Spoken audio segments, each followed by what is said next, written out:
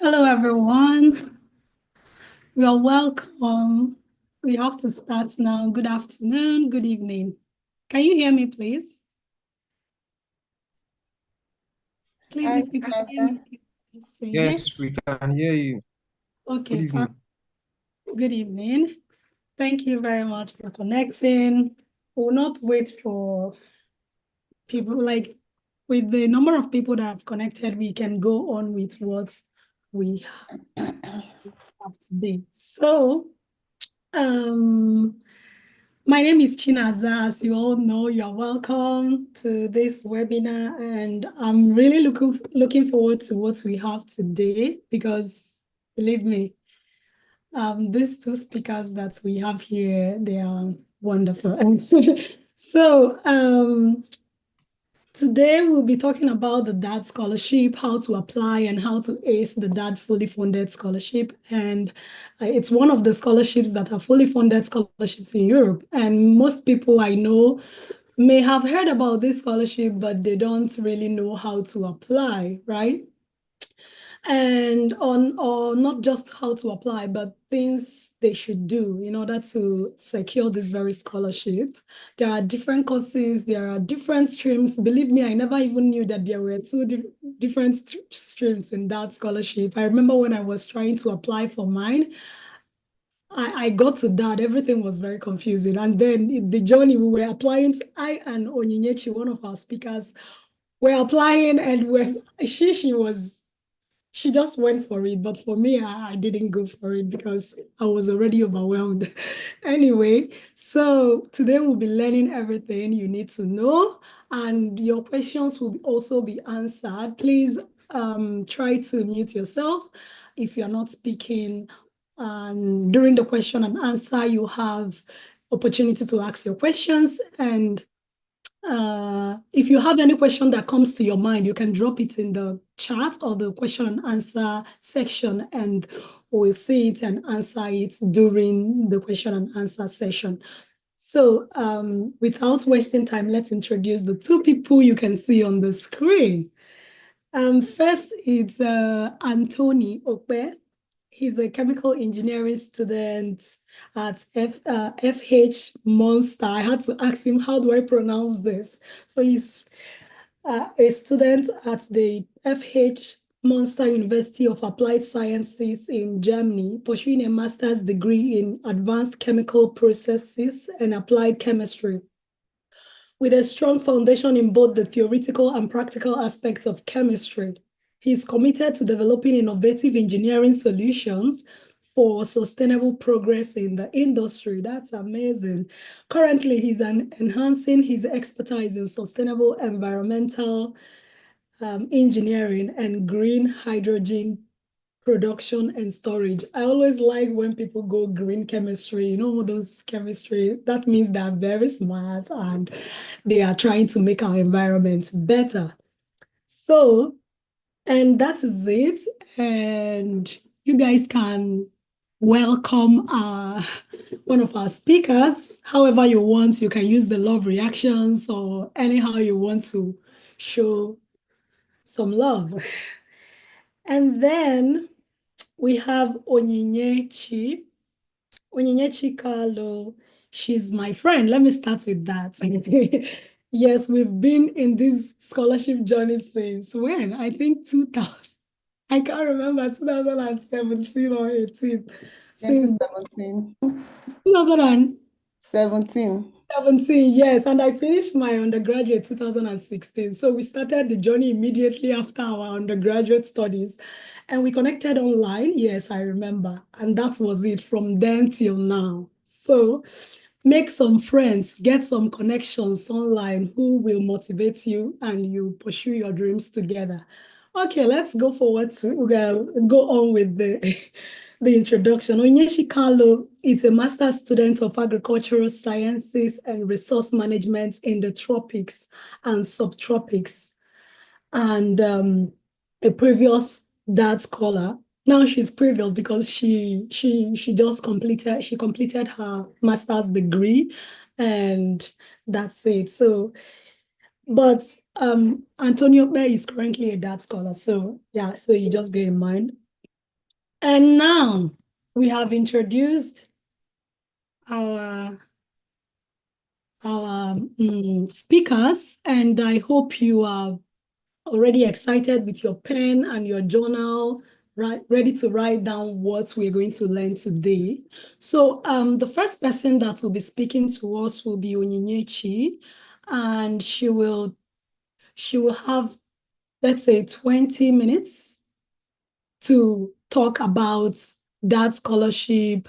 And then there are two different streams. What I didn't mention is that these two speakers are in different Daad streams. So that makes it even interesting because we're not just going to hear one part of Daad, because Daad has different parts. So we'll hear from the Daad Epos scholar who will introduce the whole Daad scholarship to us and also talk about the stream of that she's currently pursuing, that she just completed. And then this Anthony will talk about Daad leadership and everything you need to know.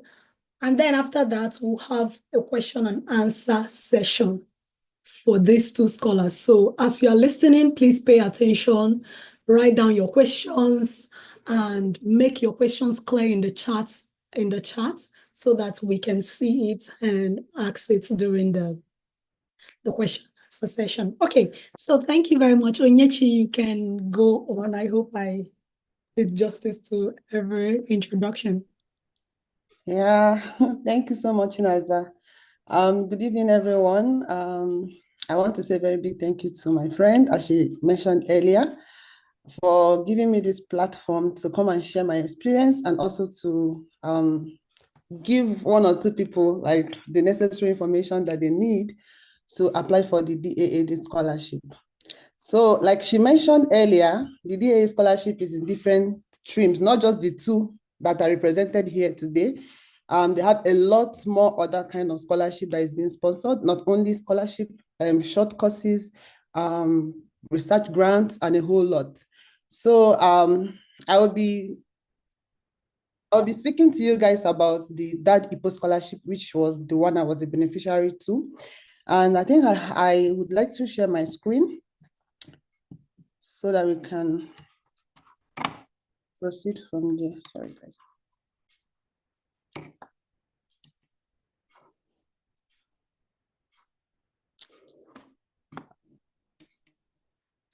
I'm trying to share, but... Have you started sharing your screen now? Yes, I'm trying to share, but it's showing me something like, I don't know if I have the permission. Maybe you can check. I just gave you the permission. Okay, let me try again.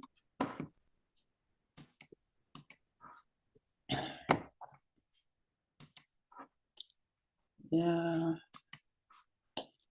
I still can't share. Sorry, 1 minute, please.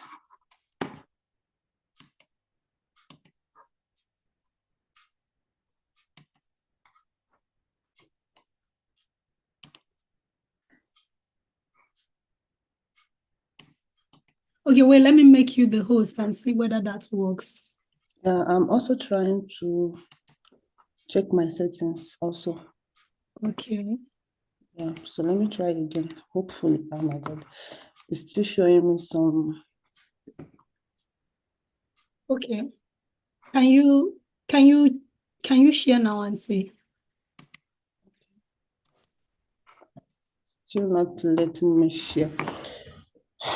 Okay.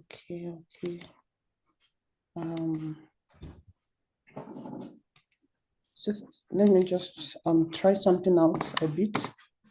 I don't know. I just downloaded this version of Zoom, so I just a minute, guys.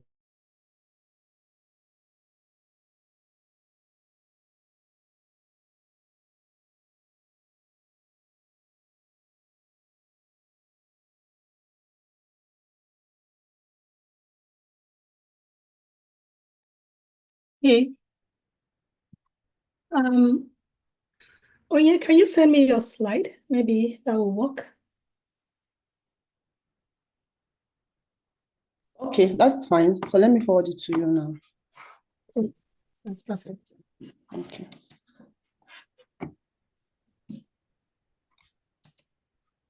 I'm sorry about that. Right. Okay.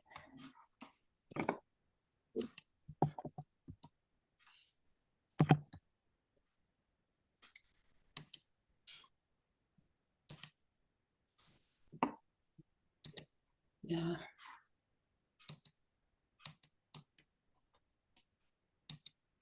Set. Okay, let me see. Um,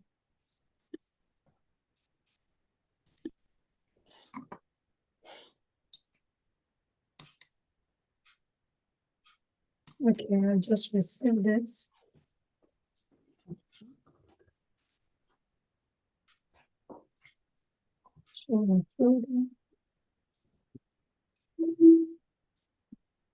Sorry.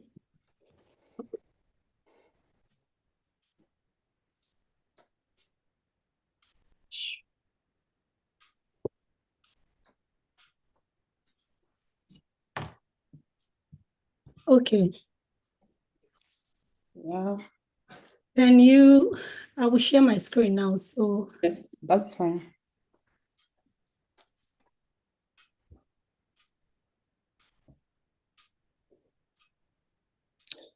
can you Okay. see it? Yeah, I can see. Okay, that's good. Yeah, thank you so much, Chinaza. Yeah, so like I said earlier, I'm very, very pleased to share this experience with you and also to educate one or two people, like I said earlier, about the processes of applying for the Daad Epos scholarship. So Chinaza, to the next slide. Okay. So what is about this Daad Epos scholarship? Like I said earlier, there are a lot of Daad scholarships, and Daad Epos is one of them. Particularly, this scholarship is actually tailored to people from developing countries.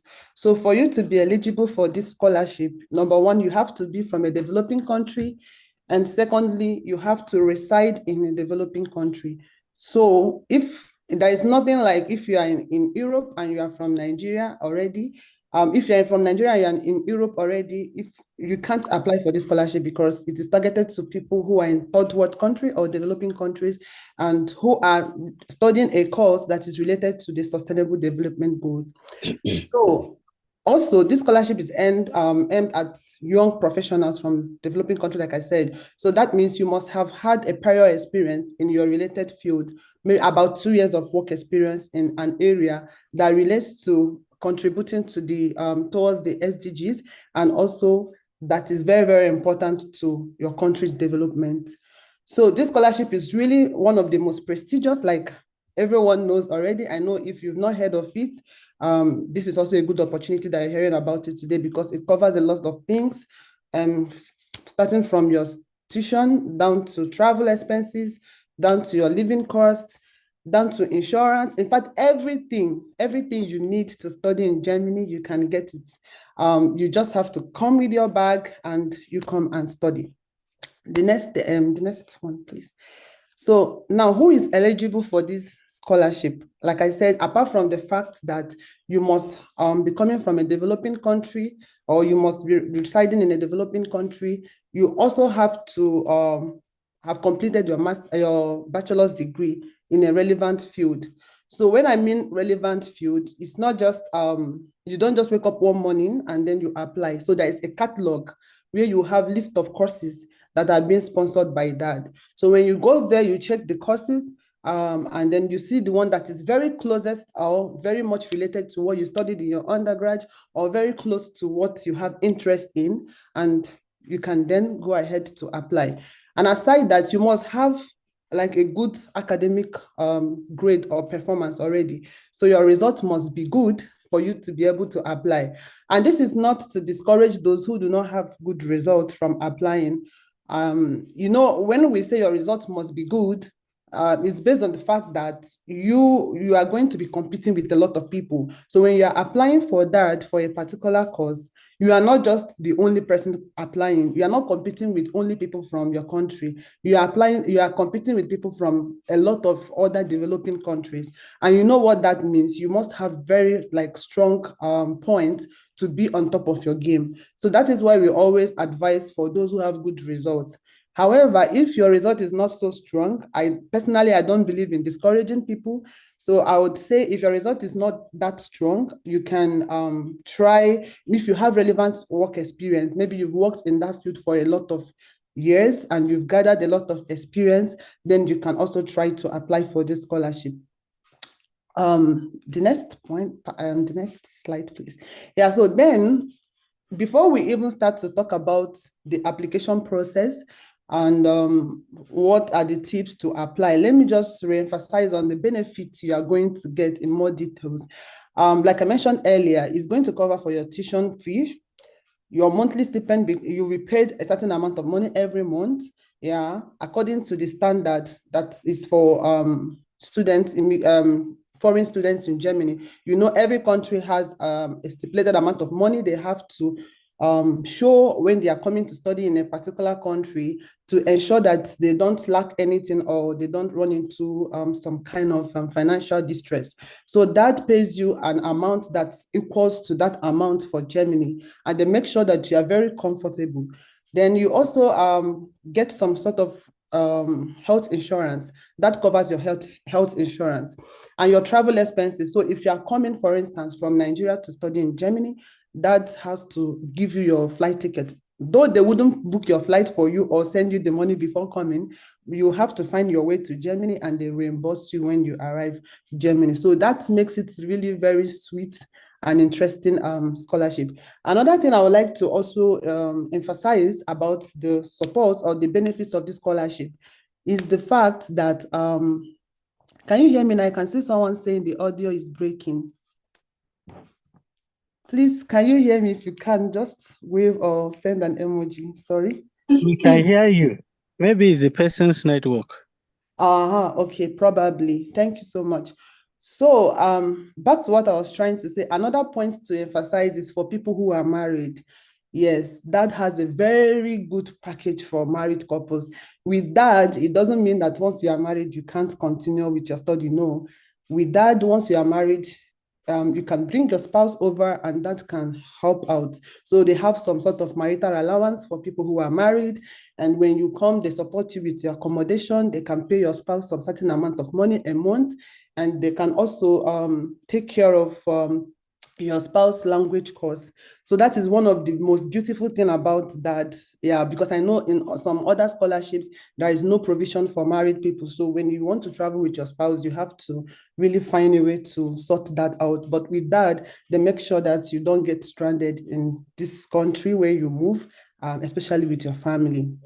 Then another important thing, which is not financial, that you can gain is the fact that you have access to a 2 month language course, intensive language course. You know, this is Germany and the common language they speak here, their lingua franca here is German. And that understands that integrating into a country where they don't speak the same language as to what they speak in your home country, it's really, really difficult. It's going to be a difficult task. So they ensure that when you arrive, you have to arrive Germany 2 months before the start of your program, and then you have 2 months of language course in a very good language school, and it's usually an intensive class where you go to the classes like every day, and they take care of everything. They make sure they take care of your accommodation for the 2 months.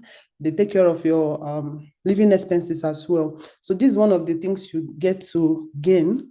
And if after the 2 months, you want to continue learning, you can, go ahead with training yourself. And there is still an allowance for that. If you really want to continue, that also supports you with some amount to continue your language course. However, the first 2 months is very, very important. And usually it will provide you with the necessary skills in terms of German language to be able to do a lot of things like shopping, like discussing with people at a very low level until you're able to improve on that. Aside that, you also have an opportunity to network with people. So there is this program that always organized for new people when you just arrive Germany. You have to go for that program. It's like mandatory, and that is where they gather all that scholars from the same cohort to which you belong. And then you go to a particular city, they take care of everything, your accommodation, your feeding, make sure you are very comfortable, and you have some kind of networking opportunity to meet people from other countries, other places, other Dutch scholars from your own country even. You also have opportunity to also network with some Daad alumni. Like I'm now an alumni, like 1 month an alumni now, yeah. So that is these are the important benefits of securing this Daad scholarship. It's really, really a good one. Now, down to the application part. Please, next slide. So when you want to apply for this scholarship, what are the major requirements? First of all, I would like to also mention that that scholarship is, will I say school or university specific?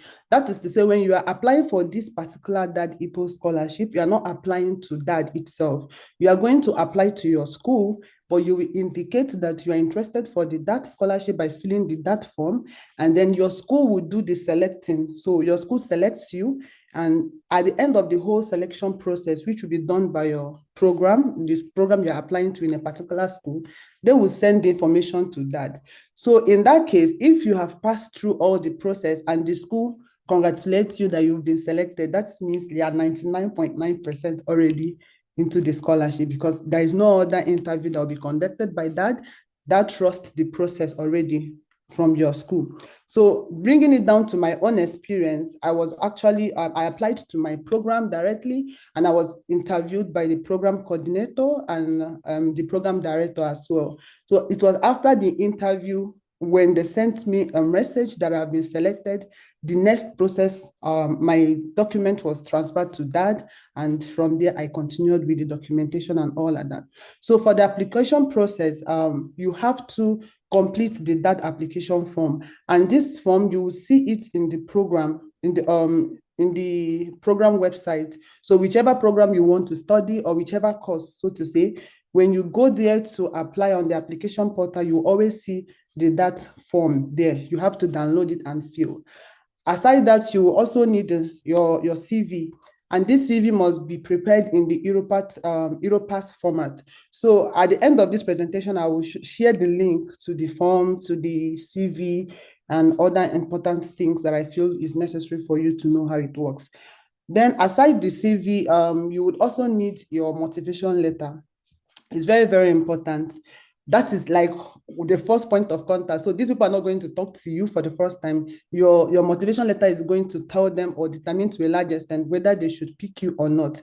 And this letter must be properly and carefully written. We'll discuss further in the next slide. Then you need the academic transcript and your degree certificate from your undergraduate, and then letters of recommendation from your previous lecturers. It must not necessarily be a professor, maybe if you have a doctor, and also from your employers. So you remember I said initially that you need to have at least 2 years of work experience, and you need a letter of recommendation from that your employer and also from your lecturer. So in my case, I had like 3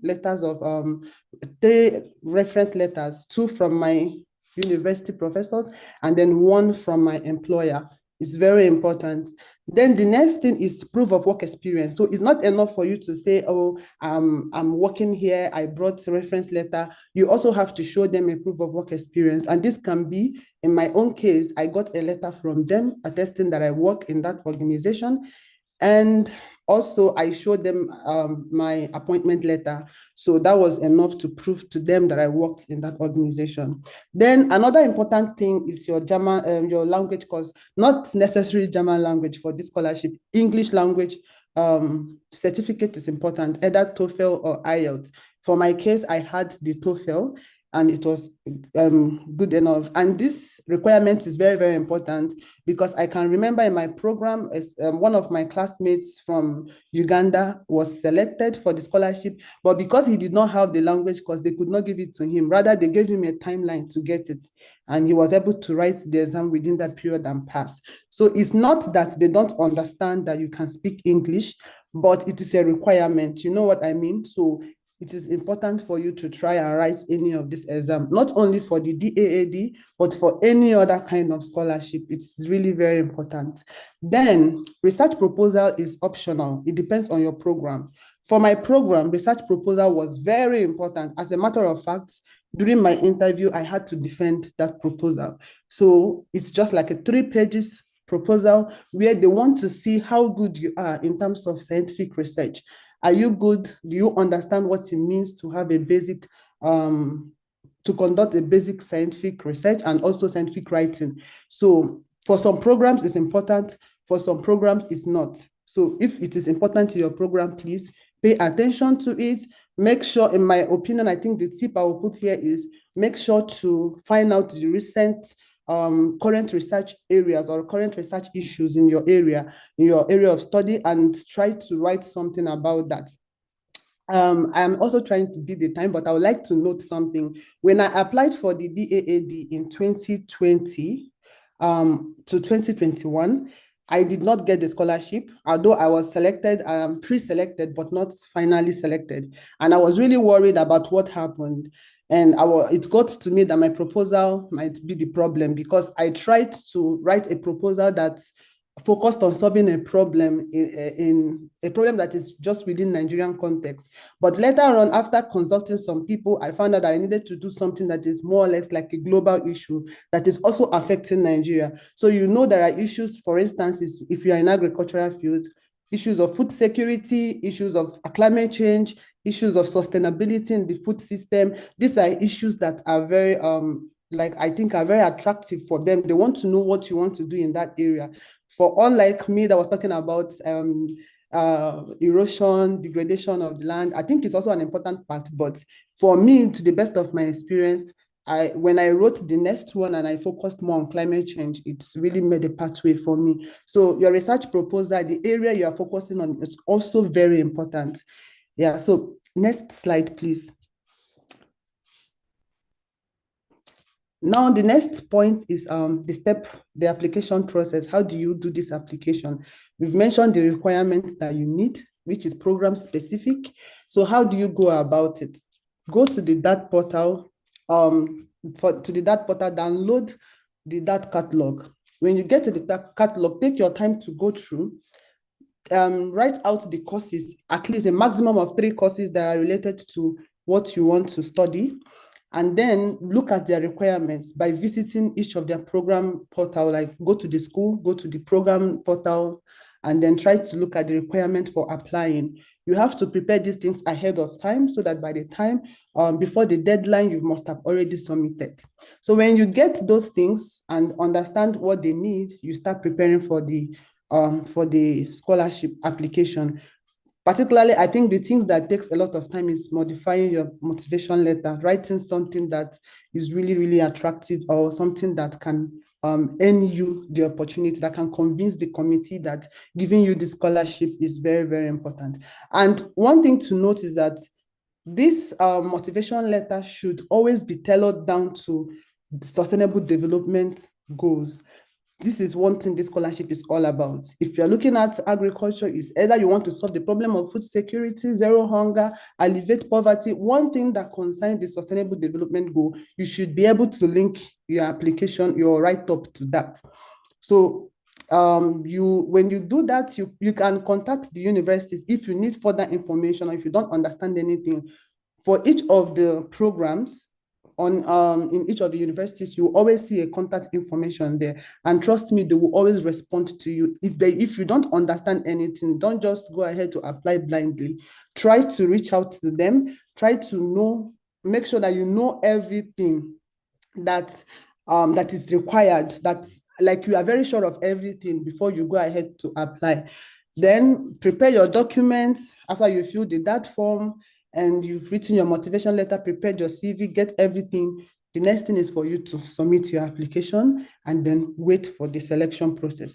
Usually the application time takes it takes about some months, like depending on your program as well, because each of those programs have different deadlines.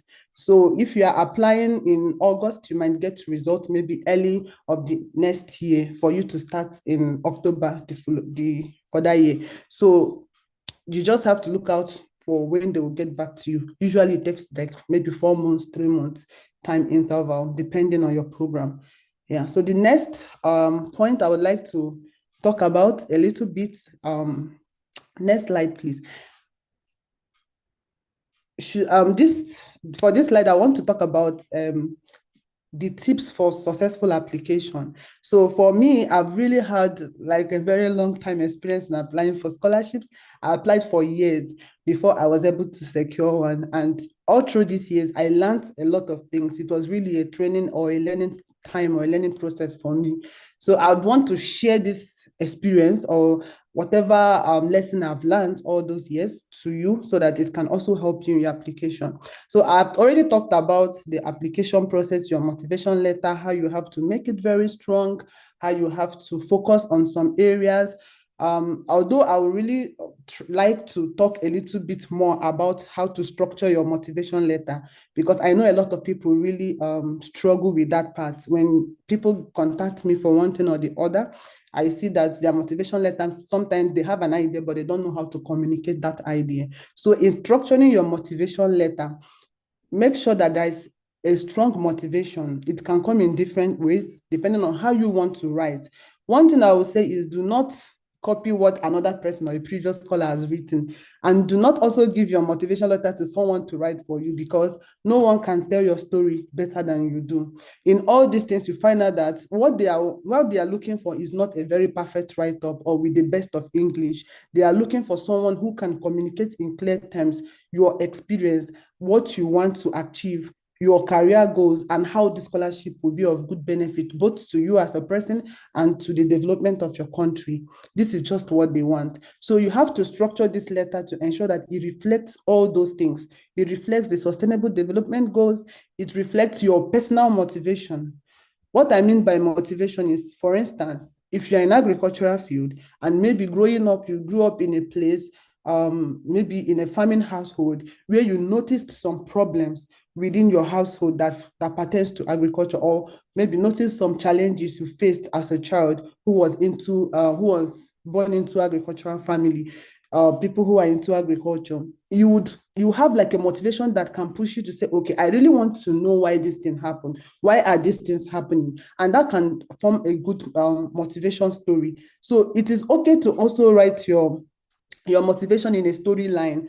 I think that is one thing I've noticed, even having studied here. They really want you to communicate a story that after reading, they have no other option than to give you this opportunity. So you have to know how to target your write-up to communicate your experience, to communicate your goals, to communicate what you want to do in the future, your contribution. Another thing is that in your motivation letter, please mention it that you would want to come back to your country to contribute. It's very important. You have to tell them how you want to come back, your clear goals of what you want to achieve when you get back to your country. And if it's possible, you can even put it in years. In the first 3 years, I want to do this. In the next 5 years, I want to do this. Maybe in the long term, I would like to do this. You understand my point? So these are the major things to focus on when writing a motivation letter. Also, very important for your CV, make sure you follow the Europath format. I'll drop the link on the chat so that anyone who wants to take a look and see what it looks like can try to open it up. Then in your CV, make sure you communicate all your experiences. Communicate your professional affiliation. If you're affiliated to any professional body, if you have taken any course, if you have nothing doing at this moment, please just try to take courses online. Communicate those courses you've taken online in your CV. what you've learned, very relevant courses that are relevant to the program you want to study is really, really very important. If you have community involved, if you have been involved in one community work or the other, maybe in a volunteering work, it's also very important. It tells, like, it already portrays this story that this person has this mind or this interest to give back to the community. So you can put in those things, your leadership experience, leadership skills. If you've led in any organization or in any platform, maybe even in the church, you can put it there. So some of these important things, these things are very important. If you have any publication, maybe your undergraduate thesis has been published already, you can put it there. If you have what is it called? So I have one point I wanted to say in my mind, but it just escaped. So you can put your publication there. You can put awards if you've had scholarships in the past, an award. Just put anything that you know that will enhance your opportunity. These things are very important. They also make a statement in your application. So lastly, you have to also put when you are writing your motivation letter, please emphasize on your commitment, your long-term commitment to your country's development need. So this, you can tell them already what you want to do, put them in different years when you return. I want to do this, I want to do that, and make sure those things aligns to the sustainable development goals. I think for now, I will leave the rest for the question and answer session. I know you people have a lot of questions you would like to ask, and I'm here to really clarify those questions. So the next slide, these are the links of that official website. Chinaza, please, if you can copy it and paste it on the chat. The second one is the catalog, where you see the list of courses that this Daad Epos covers. And then the third one is the CV, the Europass CV. So you can log in, try to register and see what it looks like creating your CV with Europass. And then the last one is the Daad application form. This is just to show you what it looks like, and you don't get so confused when you start your application and then you get to see the form. So having said all this, I want to say the last point is, please be self-motivated. It's not easy to compete globally, you know, when you're applying for things like this. You are not the only person who needs it. I see it's easy for someone to really give up when you apply for some time and you don't get. But trust me, it's always worth it at the end. Please be consistent, give it your best, focus on what you think it's your life, like it's your career need, and then make sure that you don't give up at any time. I think I would stop here and then wait for your questions. I'm willing to really answer all of them. Thank you.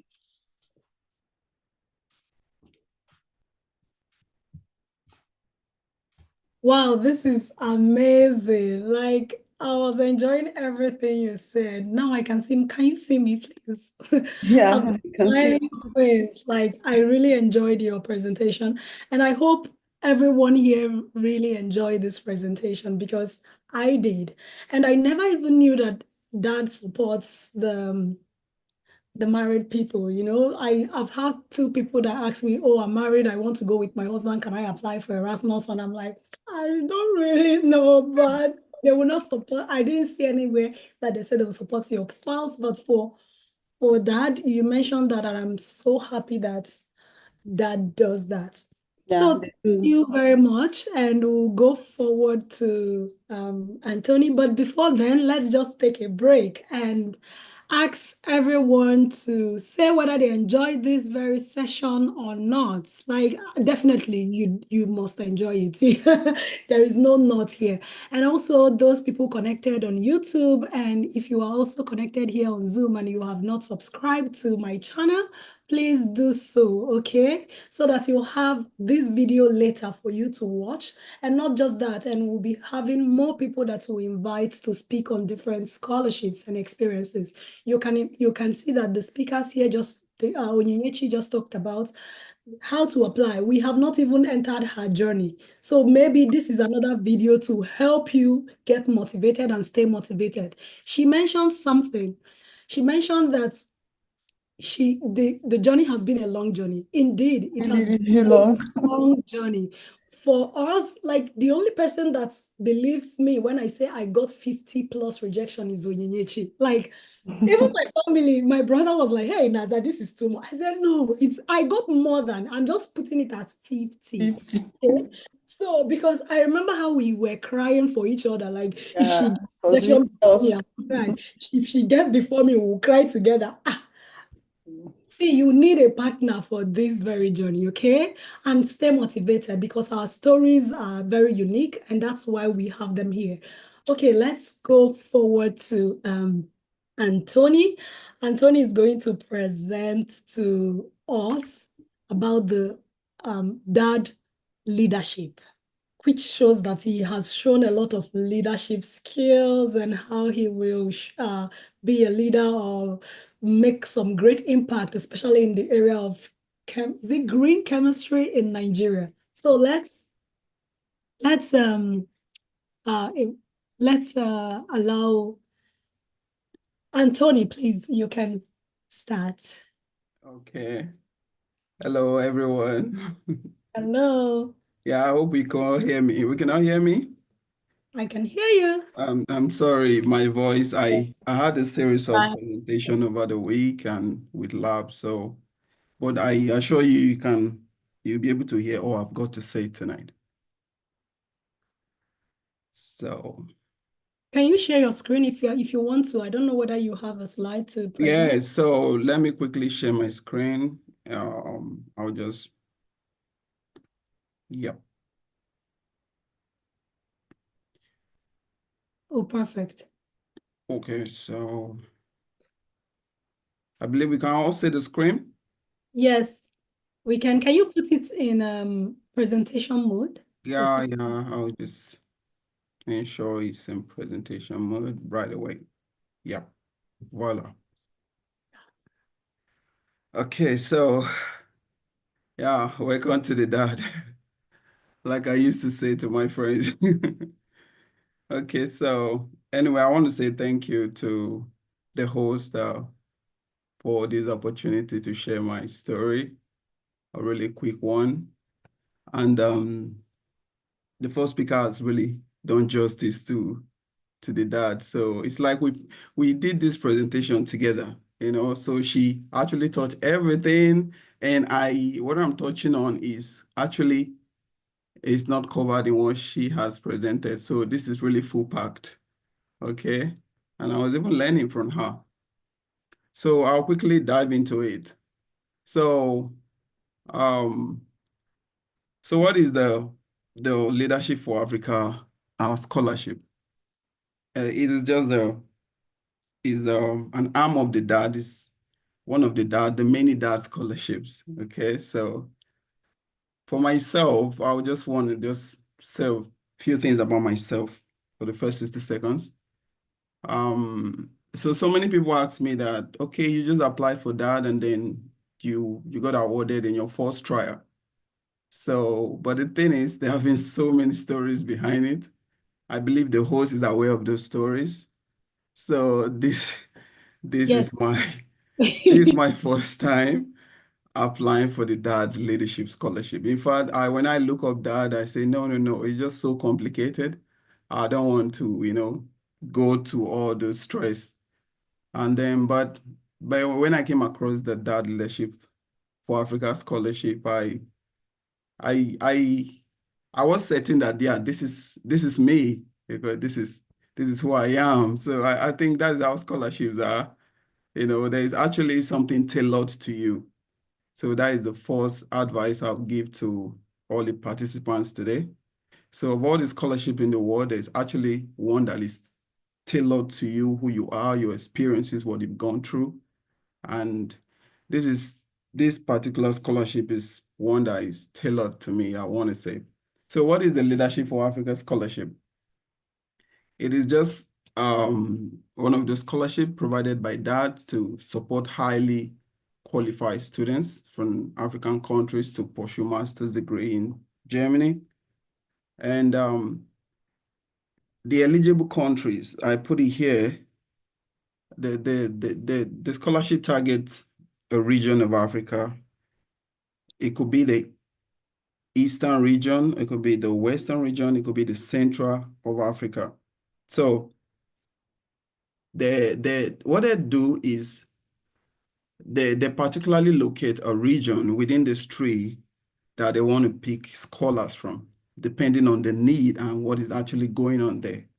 Okay, so because I've been privileged to be awarded the Daad scholarship when I applied. And then I have friends from my home country who are asking me, oh, they want to apply for the same scholarship. Okay, but they look it up and they saw that, okay, actually my country that I'm particularly a scholar now is not part of the country selected to apply for the next cohort, and they are surprised. So I think this is an opportunity to share with them how this is being done. So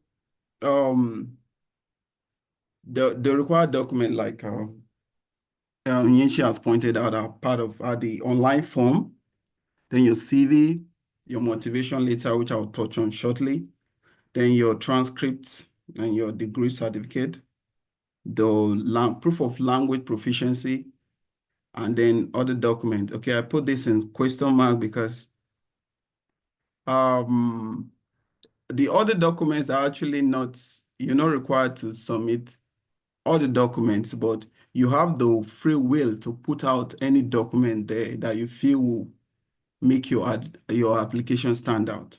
Okay, so for my application, I was able to send out other documents to them. Some of my professional courses that I've taken on Coursera, I was able to attach it. So you should know that you're competing with a lot of people.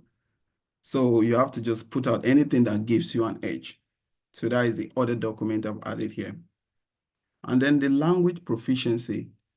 Okay, so for me, I don't have any language proficiency, like a document to say, but I've schooled in Nigeria, which is an English-speaking country. So what I did, I just got the letter from my university stating that I studied in English. So I saw someone ask that question in the comment section. I believe this will address that your question. Okay, so you can have the letter from your university that you studied in English, and that could go. Okay, and then while Onyinyechi was speaking, she also spoke about recommendation letter. Okay, so for this particular scholar, we all know how it is to get recommendation letters from our professors, right? Especially in Nigeria. Okay, so so I can just I'm smiling now, telling you that okay, you don't need a recommendation letter. Okay, you don't need one for the LFA, the Daad Leadership Scholarship, because the mode of application is quite different from the Epos scholarship, the first one she had described. And it's really interesting, okay? So I'll briefly go to the mode of application shortly and you see how interesting it is. What happened is you are allowed to select 3 courses. Let me go to the next slide and just share with you how this is done. These are also important extras and website that I put in here. And then this also address the questions that I was addressing the other time.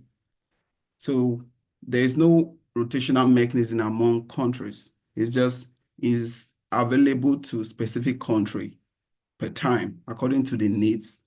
Okay, so it is now your responsibility to look up the website, like this website I've put in here. They're just 2 websites. These are your to-go website, like I just put them. And I believe this slide will be shared by the host, and she's gonna put up a YouTube video of this, so she can even put it down below the description if for those who will be joining our channel too. So you can go to this website and actually look it up. So quickly, let me also just touch on the most important part of this scholarship. It is your motivation letter. Okay, so because that is the point, the first point, that is the you, the C first.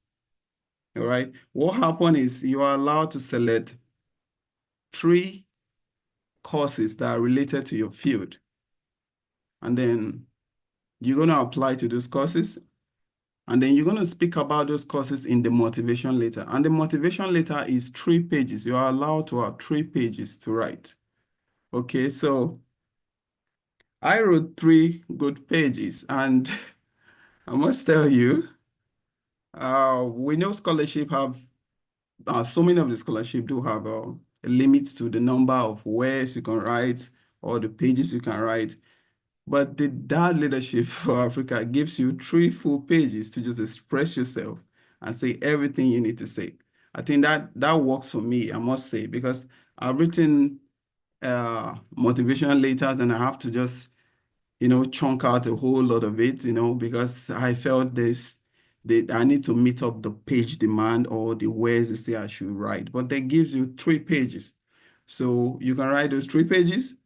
And I'll shortly go on to show you an excerpt from mine, because a particular scholar on such a webinar like this did that for me, and that has changed. That has been the end game for me. So I've never done this before, but I'll just stop sharing now and then go on to share an excerpt from my SOP. I believe this will be a turning point for someone as well. So there you go.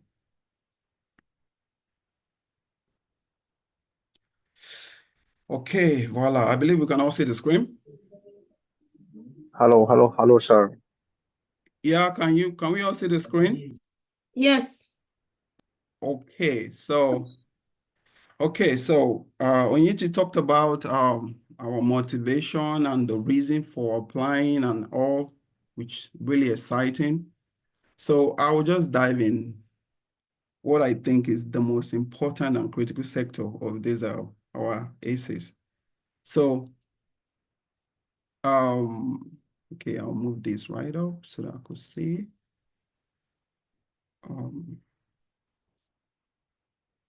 Okay.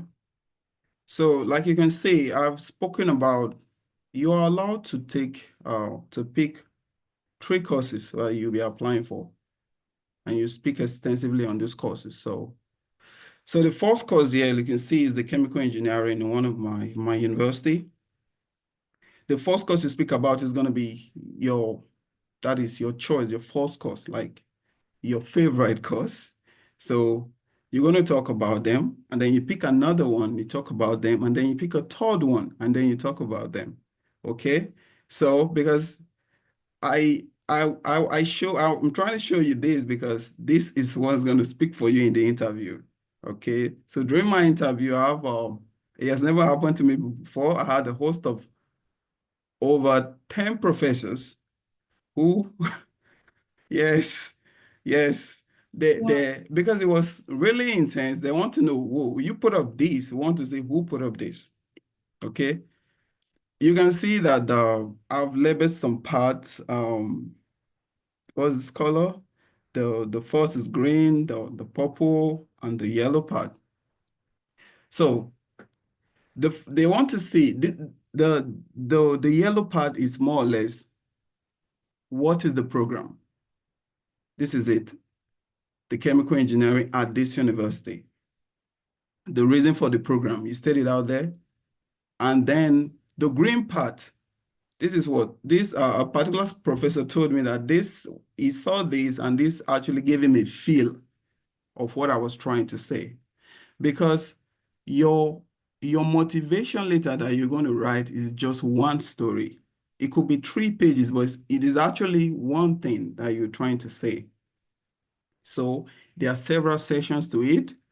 There is the reason, your academic background and everything, and then there's also your career plan and all, okay? But all should amount to just one thing, okay? So they want to see the person behind those writing. And then you need to make extensive research. Just show them that you're making research. So let me read out for you. I am even more motivated for this program after my conversation with Professor Daad, who is this in the department. Okay, so this is what I've done. I've been able to make research. I've gone to that university. I've researched, I've messaged the professor. I said, okay, I want to do this. I want to apply for this scholarship. I want to apply for this course. And when the professor saw my document, he said, okay, apply for the course. And I told the professor, okay, wait, I'm going to apply for a scholarship first. When I win this scholarship, I will come to apply for the course. It was really like funny. But anyway, I just met the professor a couple of weeks ago, and then we went out for lunch. See, so as at the time that I was writing this, I've never met the professor, right? Okay, but I was able to connect with him. So this human touch gives they give that feeling to what you are writing. Because someone asked a question. Why I'm saying this, someone asked a question and say, can I use AI to write my essay? I think I saw the question in the chat box just now. So that is why I spend this time here to just explain this. So the AI may not give you this touch to it. The AI may develop your story, but they actually want to know that you've done your research, okay?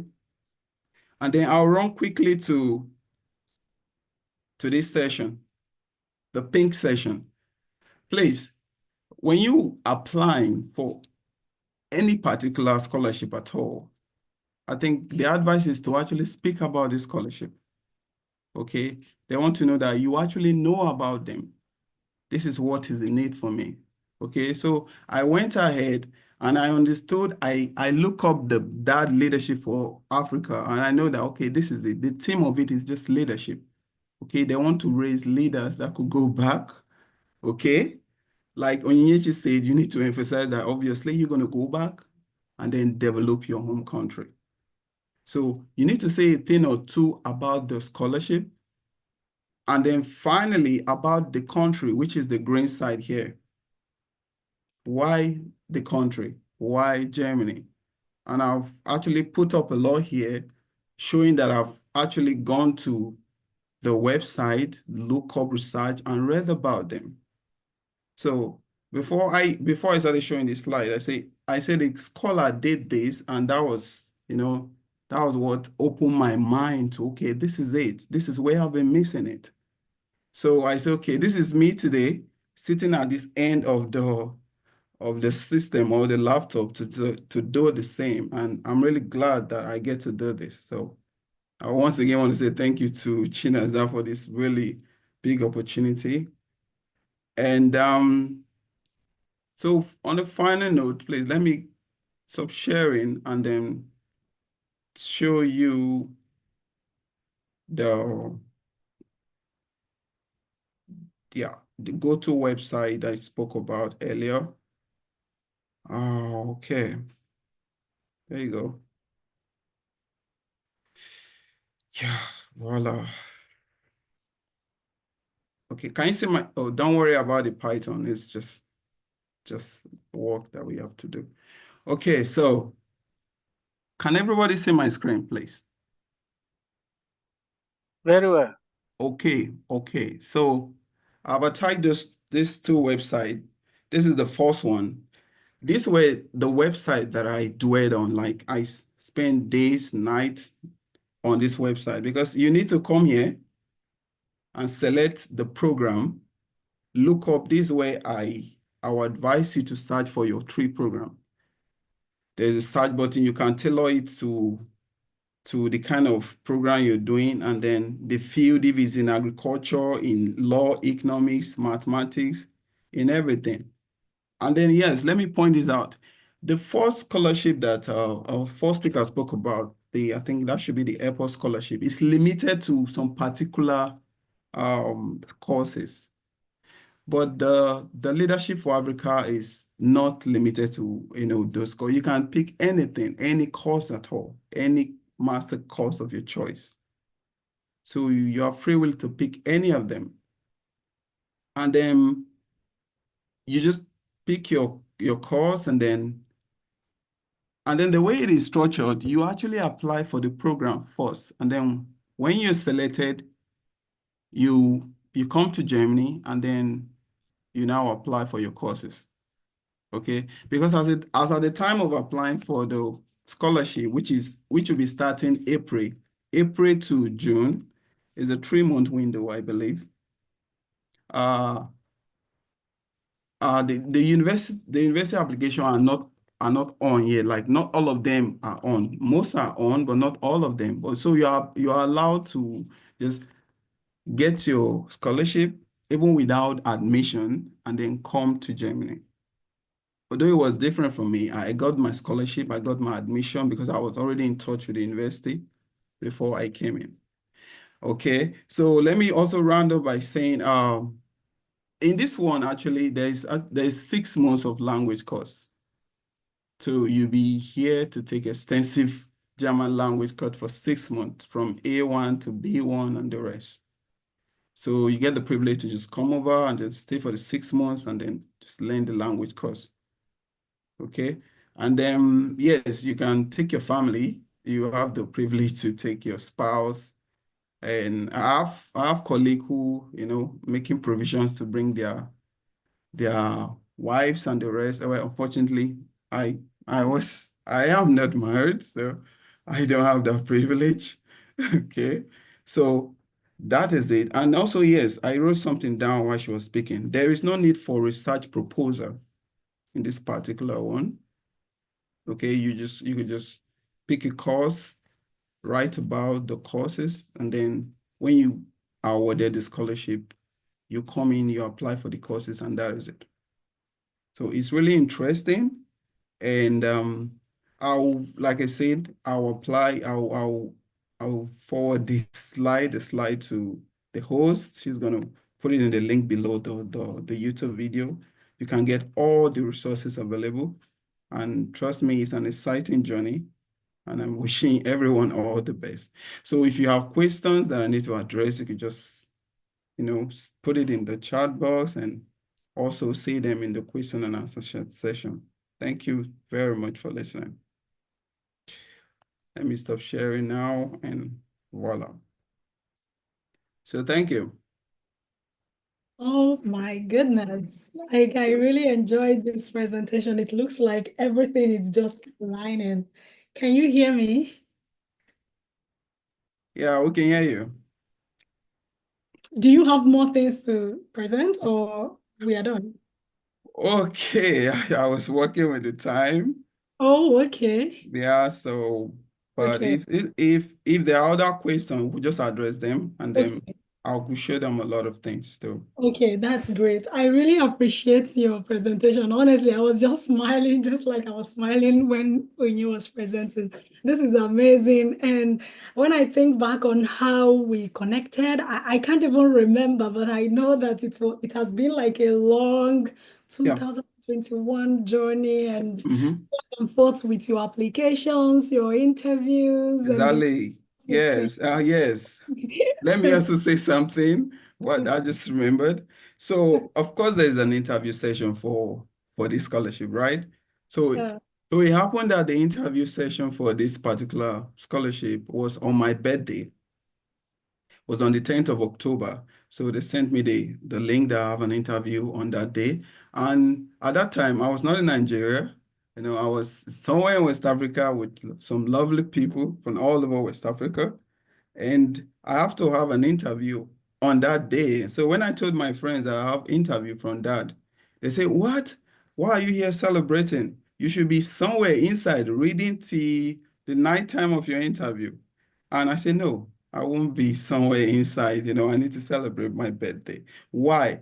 This is because over time, I've had a series of experience from interviews, and interviews that had led to love letters. I don't know if everybody here will understand the love letter stuff. Yes. So these are rejection, right?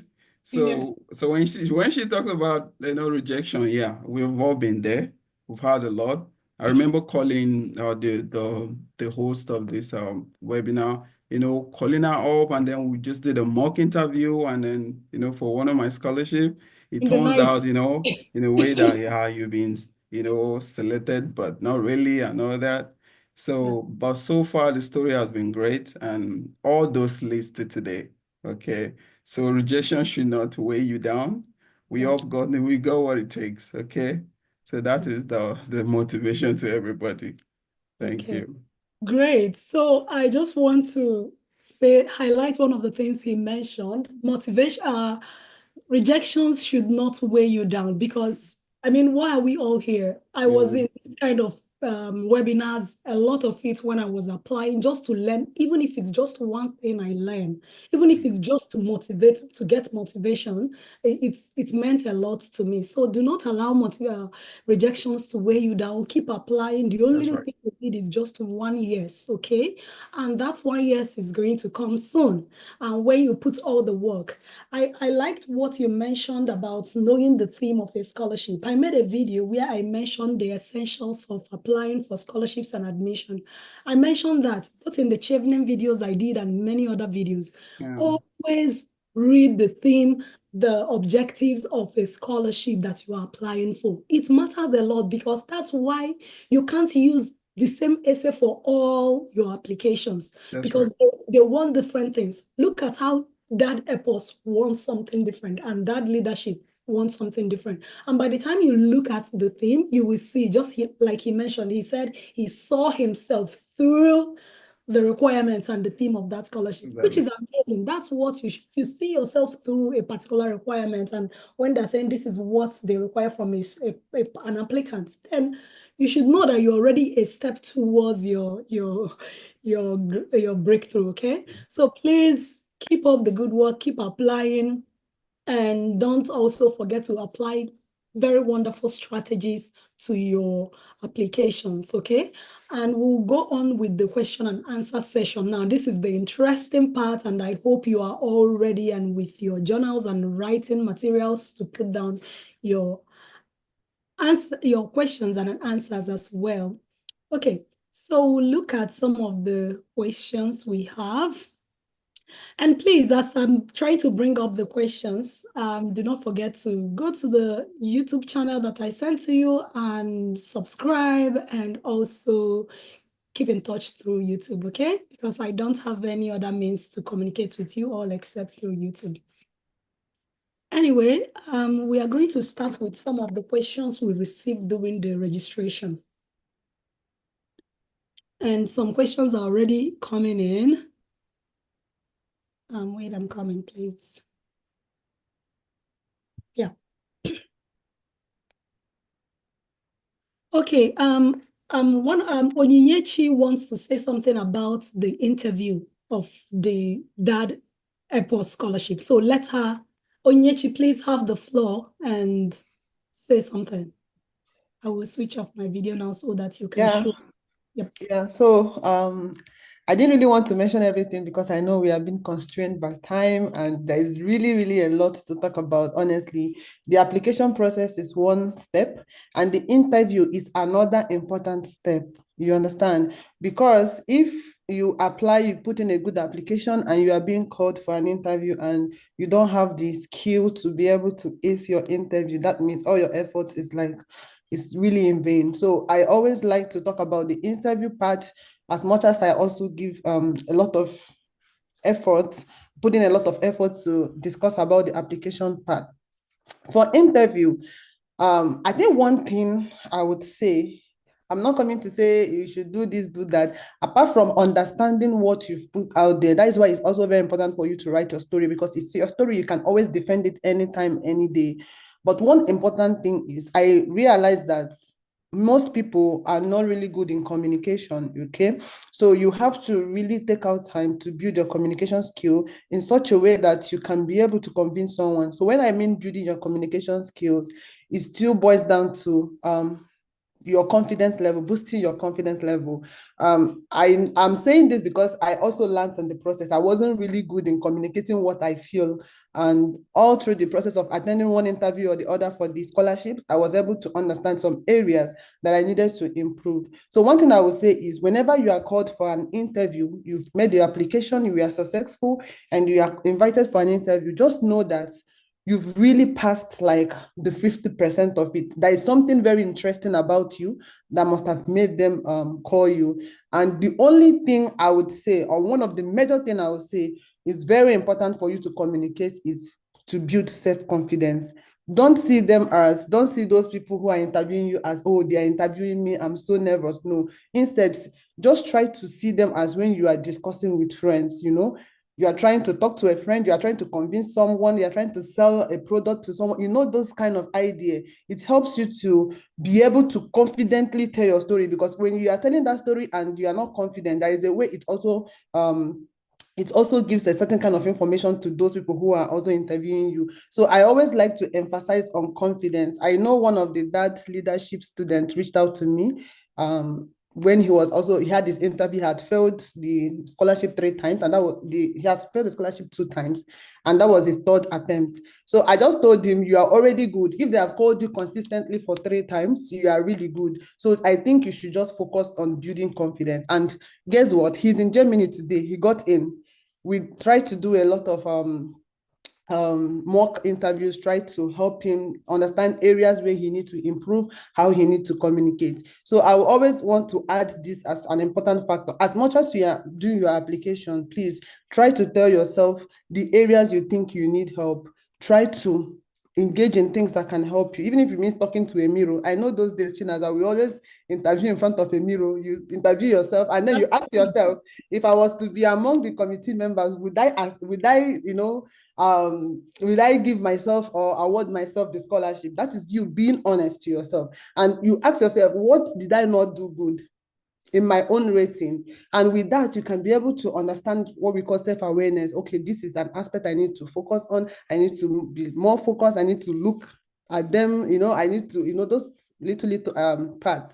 Then another factor and another thing I would also like to really emphasize here, I'm trying to remember because I had 2 things in mind I wanted to share before the end of this session.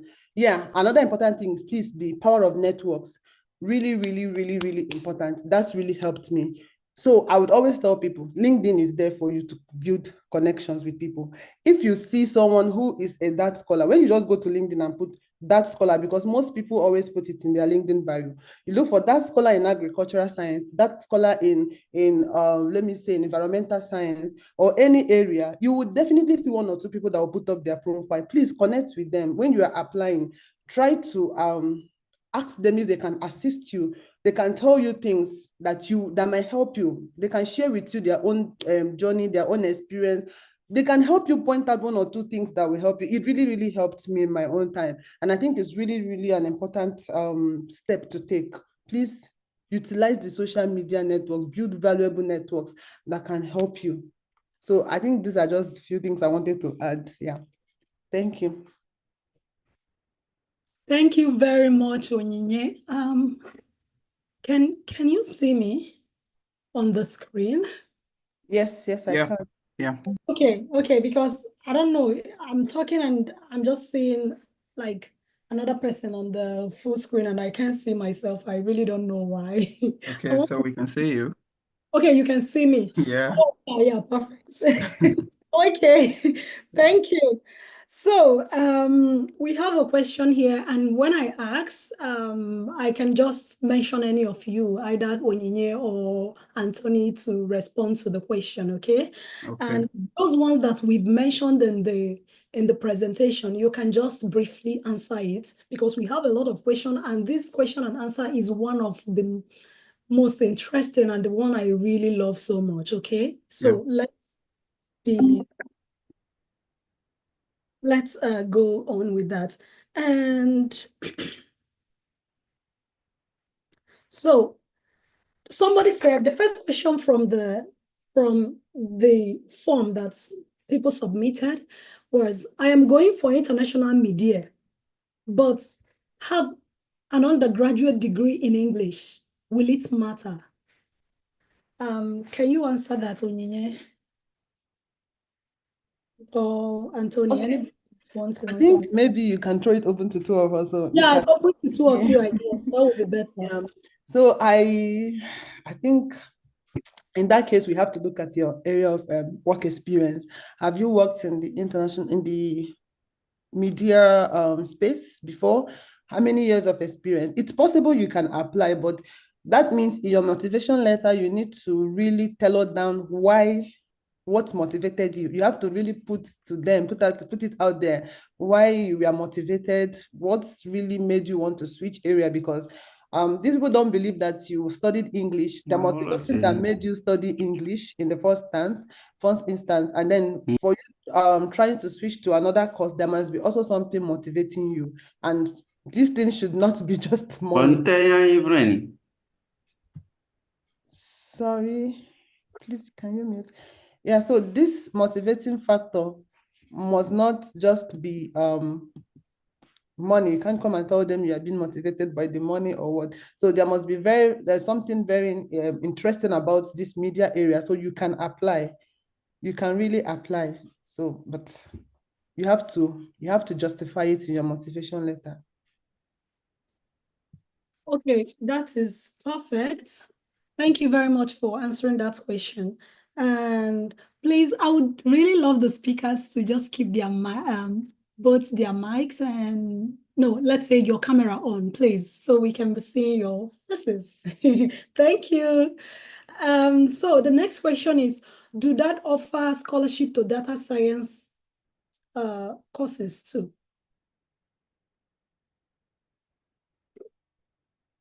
Data science courses, I don't know what.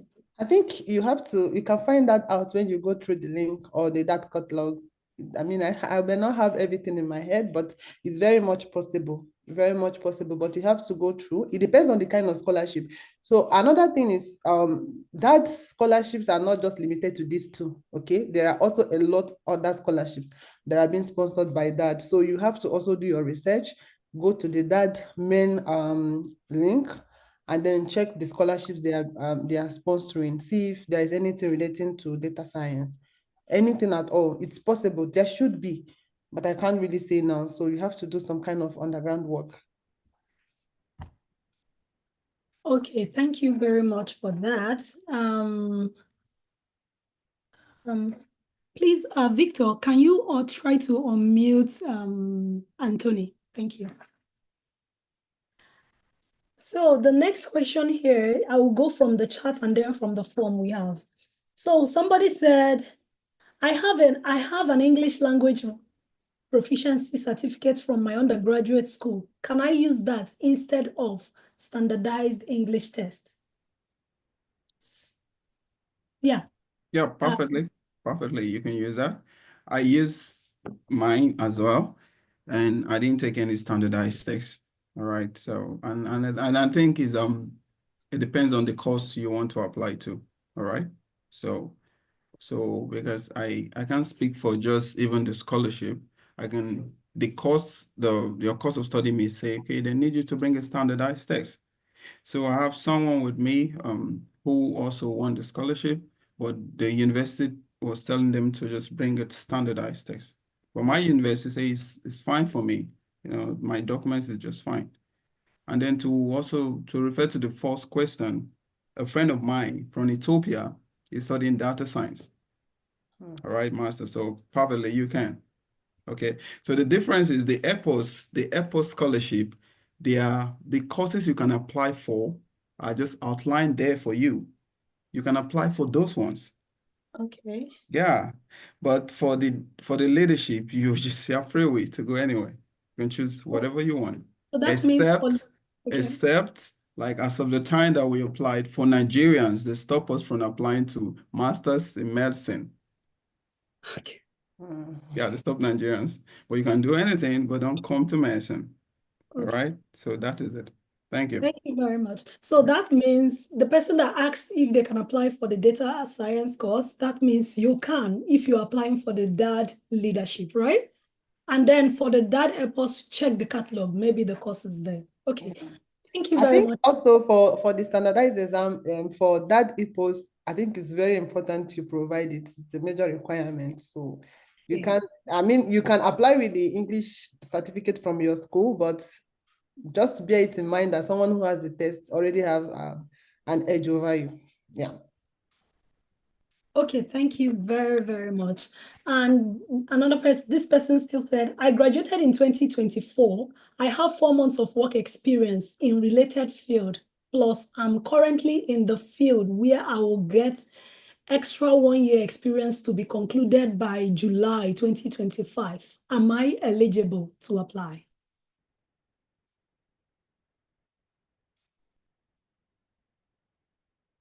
Hello? Yeah, sorry, the person is yet to complete. The person don't have 1 year experience yet or 2 years. I think you mentioned that you need to have 2 years experience for Daad Epos. I Yep. can't remember what Anthony said about work experience, but this person is asking if she's eligible with just 6 months that she's applying. She's still working to get 1 year experience by 2025 July. So Yeah, but does this person have experience from internship when you were in school?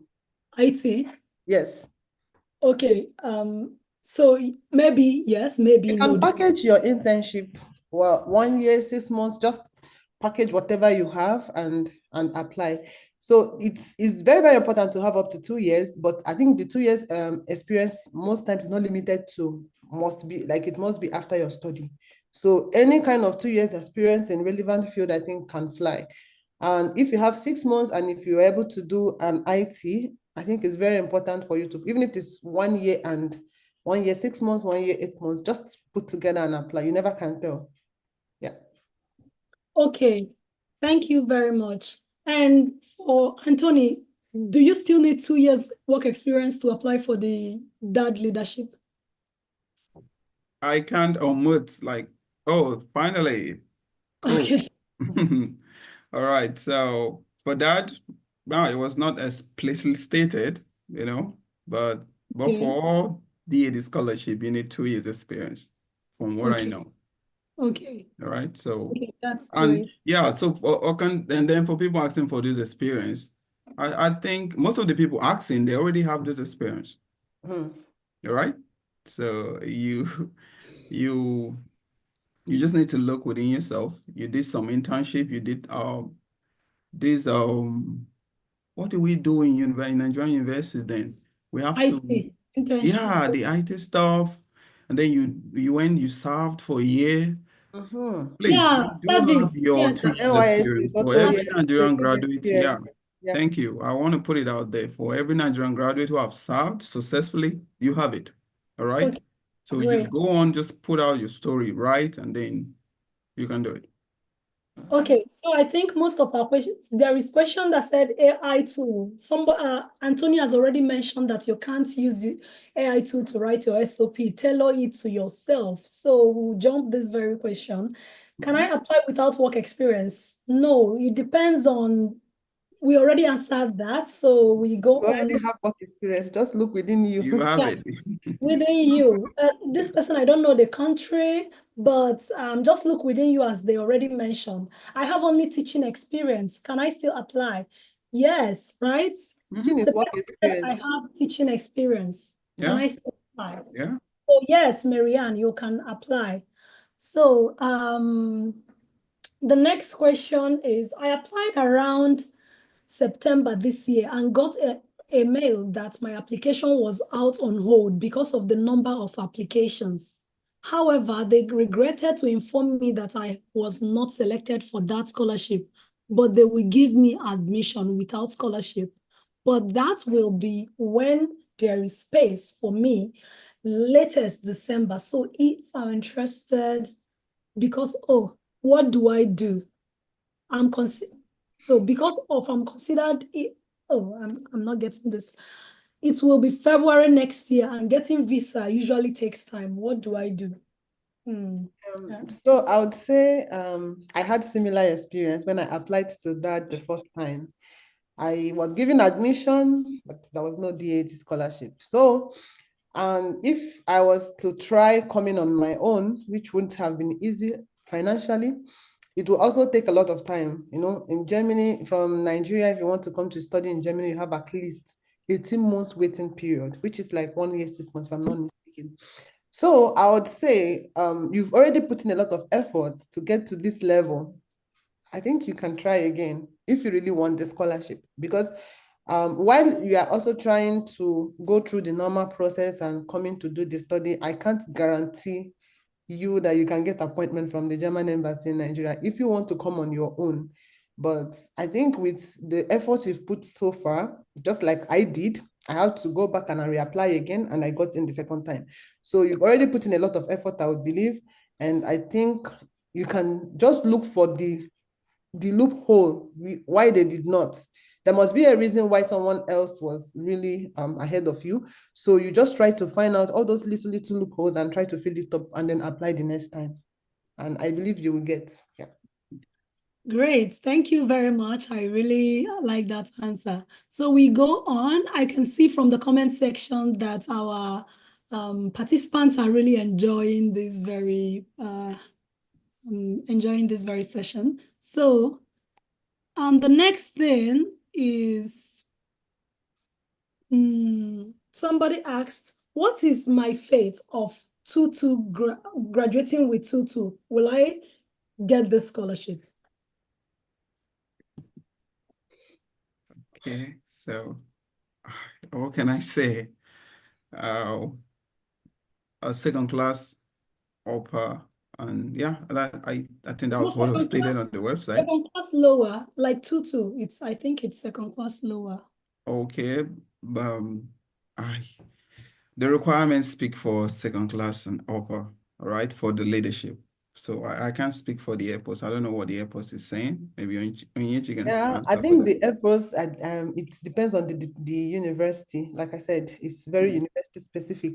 But with a 2-2, it's really risky, to be honest, because there will definitely be someone who has higher grade than you. But I've also seen people get scholarships. Maybe not only that, with a 2-2 result if they have sufficient work experience in that field. So it's possible that I can have a 2-2, but I've worked maybe in Ministry of Agriculture for a long time. So they would see, okay, this person, despite the fact that you had a 2-2, not up to what maybe they are requiring, but they can justify it based on your experience. And also you have to really clearly tell them or explain in your motivation letter maybe one or two things that must have affected your grade in school and how you have like augmented for that. Like you see people who would tell you maybe they were sick or something really happened, and these people really, they understand. But so far I've augmented my knowledge by taking a lot of courses, by taking online courses to build my experience, my skill in this thing. I've also worked in social and so field, and I think now I am confident enough that I've built the required skills to be able to function or do well in this program. So it depends on packaging. Everything about scholarship is not really like a direct formula. It depends on how you package your application. Yeah. Okay, thank you very much. I really enjoyed that. And another question that says, is there a specific CGPA and grade? Yes, they've already explained that, so we won't go back to that again. And I have another question here. When will the application open for 2025 session for the Daad? I think for Epos, applications are open already. It's been open. It depends on your program. So if you go through the catalog, you would see the deadlines. The deadlines are there. If the courses you want to do, the deadlines are available, you can go ahead to apply. If it's not, maybe you also have to wait for next year. But the application usually resume from August to maybe December or early the next year. But usually August to December, yeah, for you to study the next year. Yeah. Okay, and then for the leadership, it opens by April.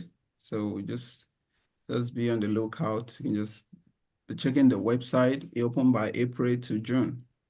Okay, and then it's when the call is made, the selected country will be, posted there, and then you see if your country is there. I advise you to just quickly start your application immediately. I have a peculiar story. So I submitted my application on 2 hours to the deadline. All right? Oh. 2 hours to the deadline. So I don't advise anybody to do that. And then this is another thing.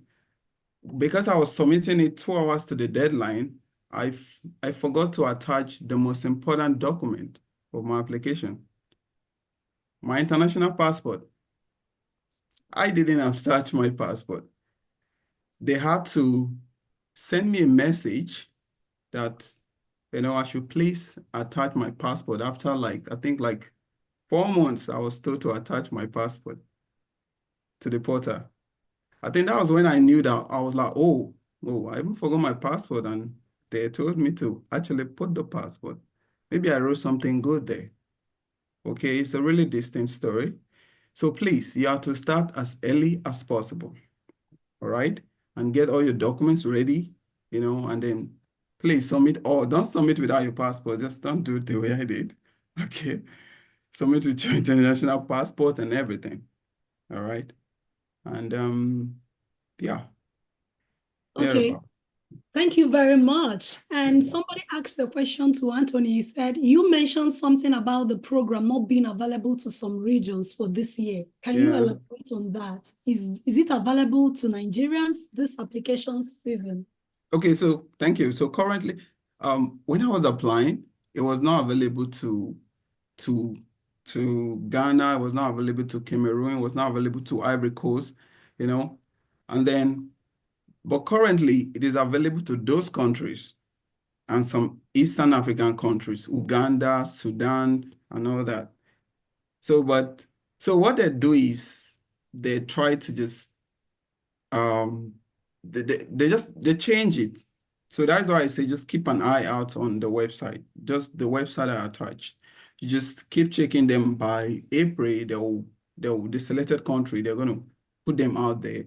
And if your country is among, well, I can assure you that your country is going to be among, but if your country is among, kindly just start your application. Thank you. Excuse me. Thank you Bless very you. much for that answer. Another person asked, please, what are the other DAD streams aside from leadership and Epos?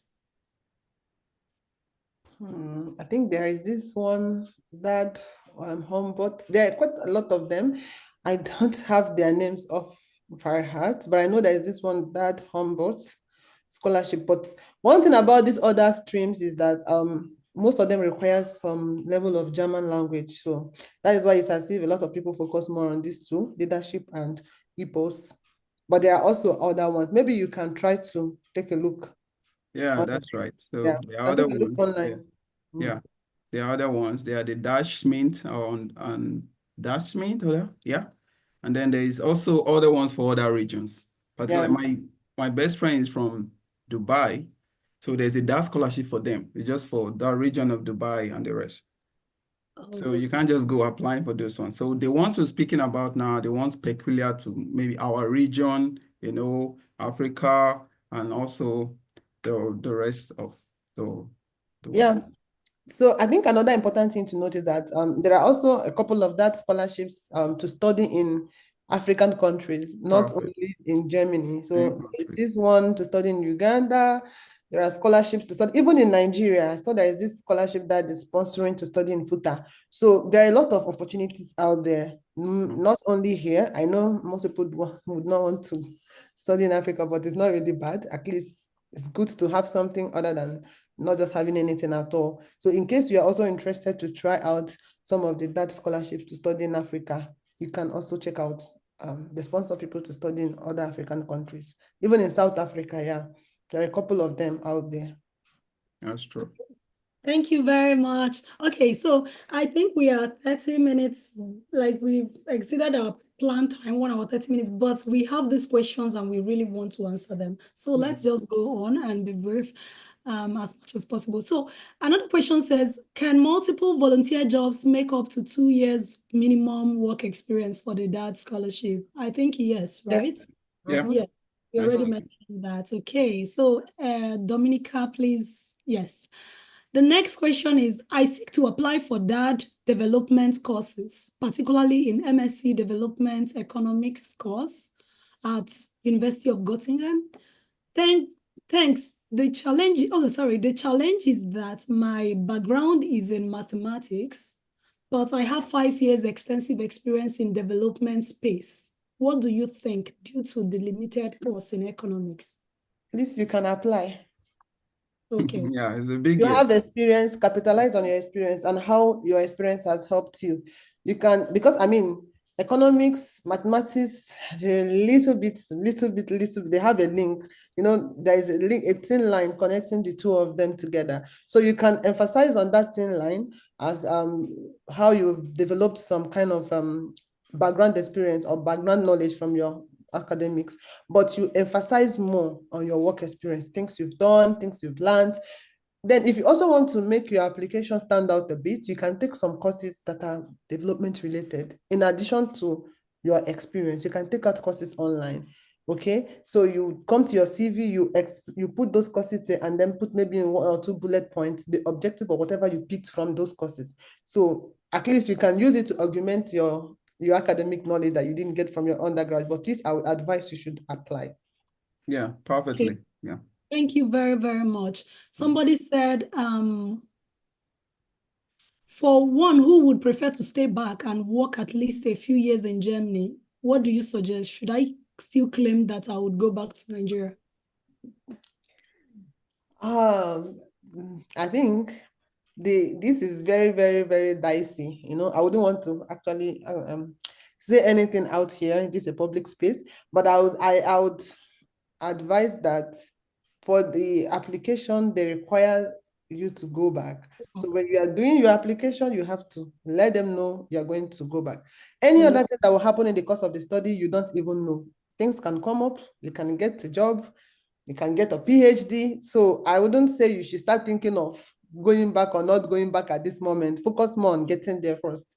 Yeah, when you get to that bridge of after your study, you will definitely see the next road or what next to do. Yeah. Okay, that's perfect. Thank you very much. And so, just like some scholarships that require you to go back to your country, you have to state that you go back, and you have to, if you get anything, just like Onyesh said, fine, but you will go back. As a student currently in Europe, are there other scholarships and funding grants one can apply for? Some awards and funds added to one's portfolio?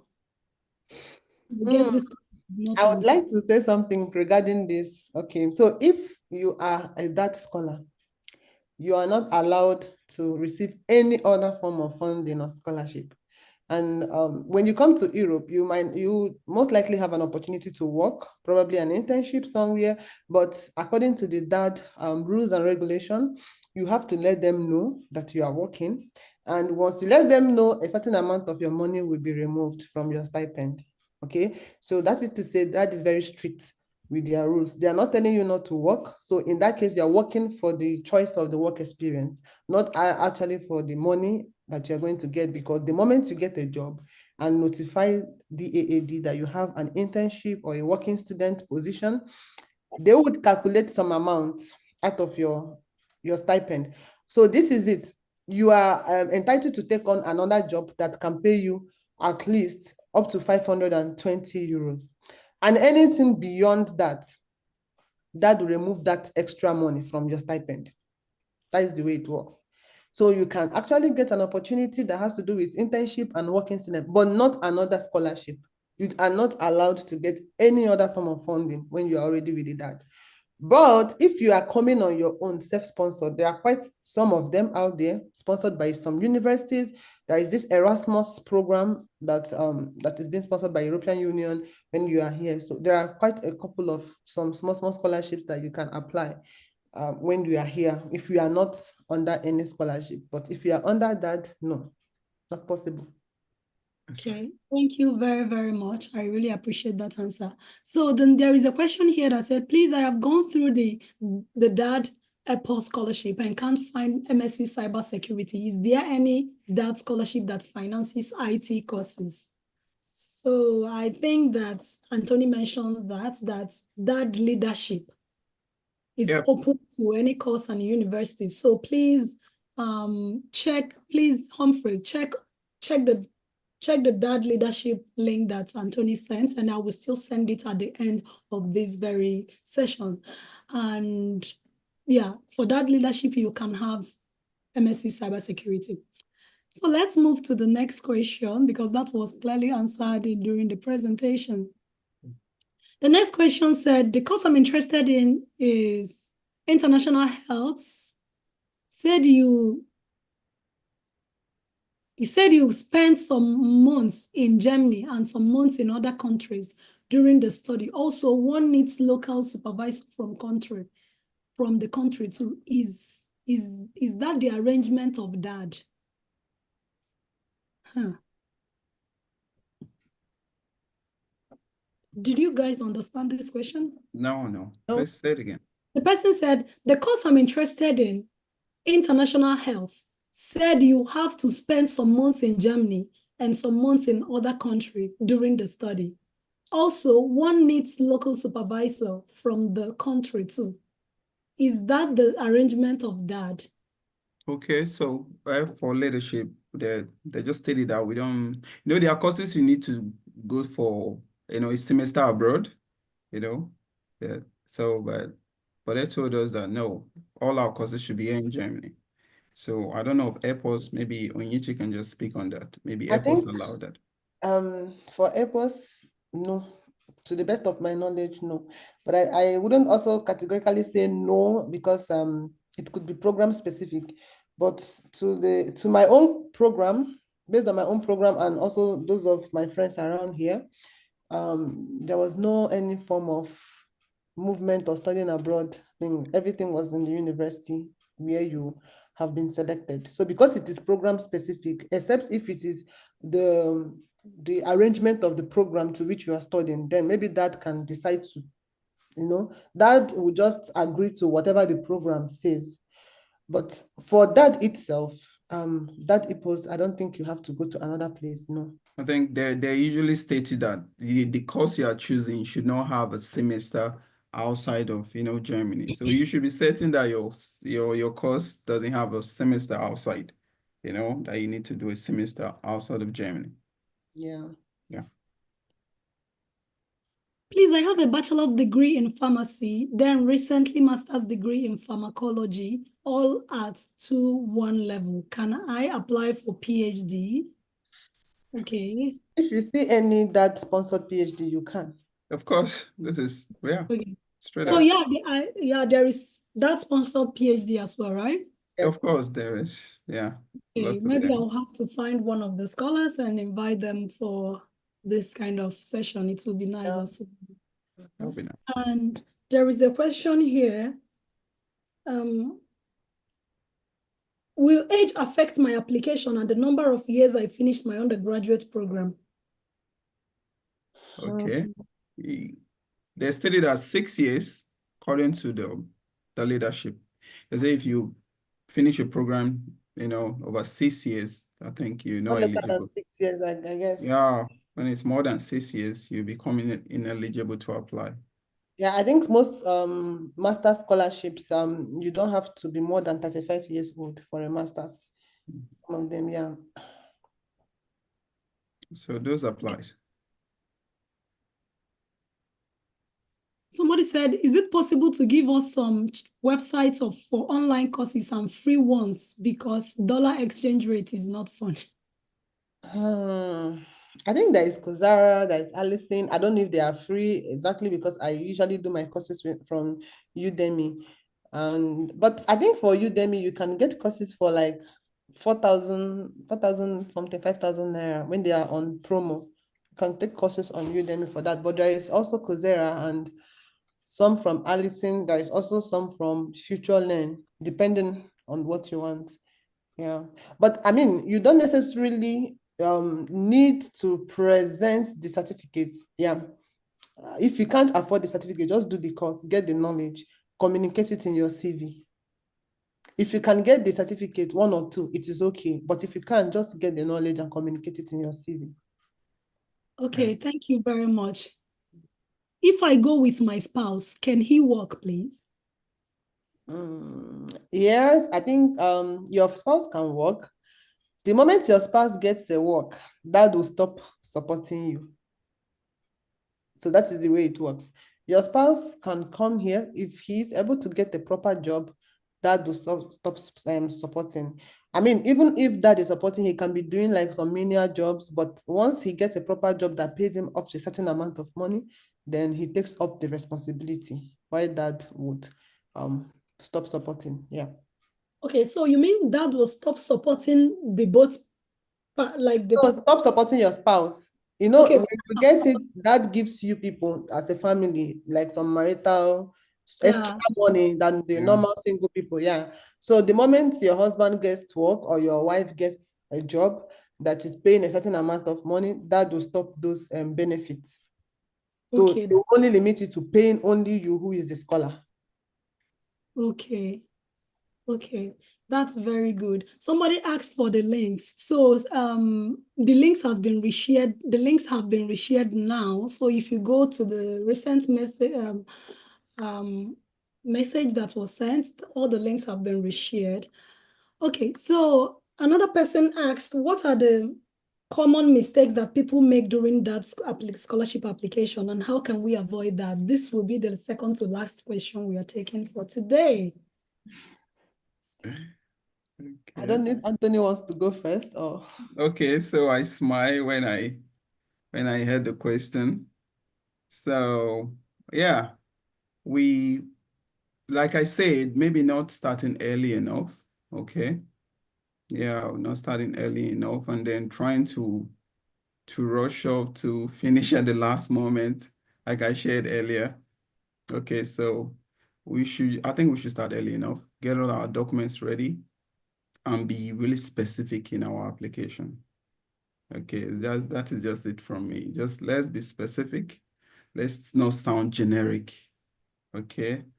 And I don't want to, it's a cliche, it's an old cliche, but yeah, it still stands. Let's not be too generic.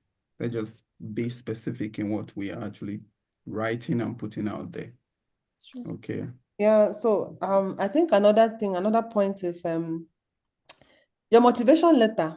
I can see a lot of people who really want to have a scholarship, but they're not willing to put in the job. Just know that the process of getting scholarship is just like when you're trying to get a job. You have to work for it. Don't give your motivation letter to someone or start looking for who will help you write. Those people cannot tell your story. You would write and then they call you. When you come to defend, they know it was not written by you. So what mistake people do is that they try to give their motivation letter to someone to write, or maybe they pay someone to write. That person who is writing for you will also write the same line of experience to someone. Because if you look at it critically, if I write something for one person, let me say for A, and I'm writing for B, no matter how I tweak it, if someone who is very logical reads the both write-up, they will know it's coming from one source. It's just like the way AI works. That is why you can't use AI. So you have to commit to learning how to write those things. It is important because even when you come here, you might have to struggle. If you don't prepare yourself, you might have to struggle with studying. It's not just about coming, it's also about excelling when you come. That is one point. And then secondly, you don't have to I've also forgotten the second point of things I want the second point I wanted to mention about this secondly, you don't also have to copy what someone has given you. So someone can come to me and ask for my essay. It's okay, I can share my essay with you, but know that I've also shared that same essay to a lot of other people. So just the essay I'm sharing with you or my documents I'm sharing with you is to guide you to adopt the structure and tell the story in your own story, following that pattern, that structure, and not for you to pick one or two things from my own. Because if I have given another person my essay, the person does the same thing. You people already, the two of you are now, you've made yourself or used your hand to make yourself ineligible because you would be crossed out. So even if someone gives you their essay, please try to avoid copying it. That is one of the mistakes I see people make a lot of times. Yeah. Thank you. Okay, thank you very much. I think Isaac said the second question, it was not answered, and I have to go back to see the second question. So he said, what is your take on that in-country or regional scholarship for Africans in African universities? I think I have a little bit of experience on that one. Do I have experience? No, but I think I have experience studying in African country. I will tell you, if you get those scholarships, go. No country is bad. The moment you leave your country or the moment you start traveling out, you'll be very much exposed. You begin to see things differently. As far as the scholarship is paid for, everything is paid. Please go. Start from somewhere, then build upon where you have started. If you see an opportunity in any African country sponsored by that, it's better than nothing.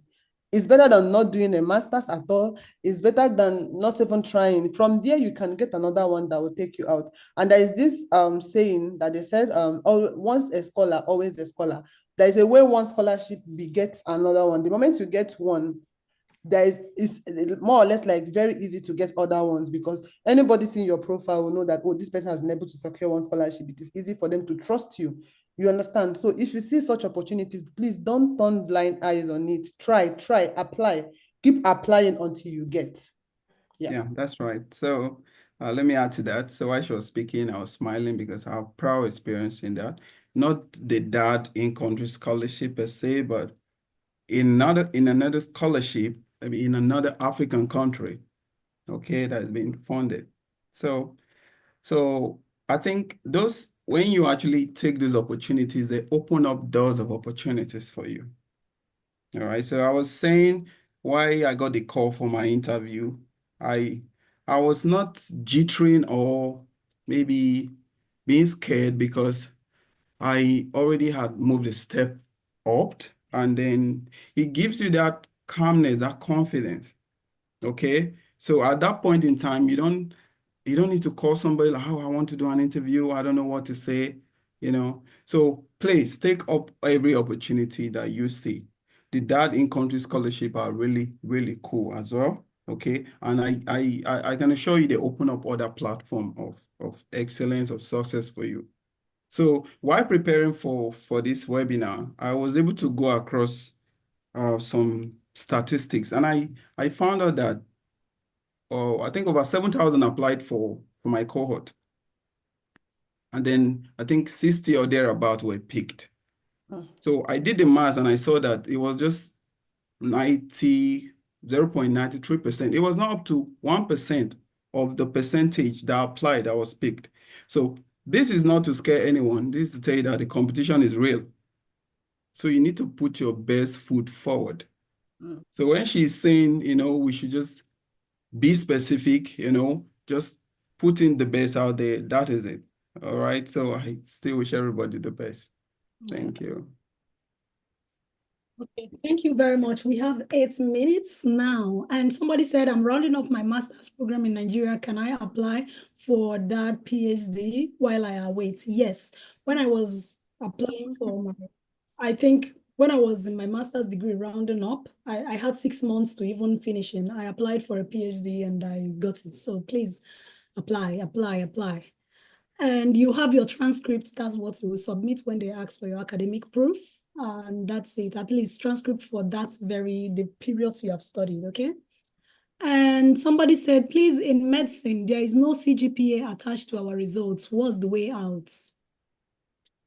I don't even think that sponsors medicine in Germany here. I've never really seen any scholarship of that sponsoring medicine. I think for medicine it's a bit dicey because for medical courses in Germany, you can't study it if you don't know the language. There are some courses that really, really need the language, the German language. So I don't know. I think for the person who is in medical line, maybe except you're going for something like public health, it's a bit different. Yeah, but for medical, it's a little bit not straightforward. But I think maybe they should know that those courses do not have a CGPA attached to it. So you can just submit your result. If you want to apply for maybe something like public health, you can apply what you have. Yeah, apply with what you have rather. Okay, thank you very much. I think that's it. If you're applying for medicine, she already said you can't apply, but there are other courses that are linked, biochemical courses and all that are linked to the medical line. So when you're applying for that, you are fine. They already know you are coming from a medical area, that your results are unclassified or something like that. So I know about that and you should apply, okay? And somebody asked, hello, I'm from, no. Does that require recommendation letter from academics? Yeah. Is our YouTube followers. Okay. So yes, you require that, right? Is that the answer? Yes, you need. Okay, thank you very much. But for my leadership, scholarship, there was no requirement for that. Okay. Yeah, there was no requirement because I think the application, those people who always require for the recommendation letter are maybe the schools. They may require for it. So my school didn't require for it. The Leadership for Africa didn't require for it. They didn't ask for them. So just Okay. sending all the document without this one. So you just check the specification of the scholarship and the university. Yep. Thank you very much. Somebody asked from our YouTube viewers, the person said, what is it like living in Germany? I think this will be the last Question. question. Okay, so I think it's quite interesting being in Germany. Initially it was really tough. The transition wasn't easy, especially if you've not really been to the Western world before, you don't know how things work. Yeah, it was really, really tough settling in initially, trying to integrate, a lot of shocks. One of them is language shock. When you go to a place, you find out that people speak German, and then you have to ask them, do you speak English? And they tell you no. And then at that point, you don't know what to do. So those things were one of the shocks. But with time, you will blend in. It's just the same thing like when you find yourself in any other part of the world. Germany is cool. It's nice. To me, it's one of the best in Europe. I've visited some other European countries and I always want to run back to Germany the way I so much love Germany right now. So I think you wouldn't have any problem living here. But one thing is that you have to be very open-minded to learn the language, because if you really want to be here, maybe for a longer time, for any reason, you need the German language. So the earlier you open up your heart to learn them, the better for you. And I forgot to mention, please, if you can also integrate learning the language right now while you're applying, it is good. For me, I was learning with Duolingo, and during my interview, they asked me, do you want to learn the language? I said, I'm already learning. And then, just to tease off the process, they're like, okay, which words have you learned? And I mentioned some of them, and the director was like, oh, it's okay. You are doing a good job. So those things are part of what can make your interview very interesting. They also will be very happy to know that you are so interested to the point that even without getting the scholarship, you've already started learning the language. So yeah, that's what I would say. Germany is interesting. You would love being in Germany. It's cool. A lot of good that's systems right. there. Yeah. Okay. Anthony, do you have anything to say other than this? Yeah, maybe to add to what she said. So we've been told that, we, particularly in engineering, science, working, programming, software, and all that, I think the information is we don't need the language, right? Say you see it, you don't need a language to maybe get a job in Germany to survive. My brother, my sister, you need to have the language. So you So, need the right, language. You can't do right, I'm an engineer, but every day I interact with people. So it's not that I lock myself indoor. So if I need to work or so, I have to interact with people.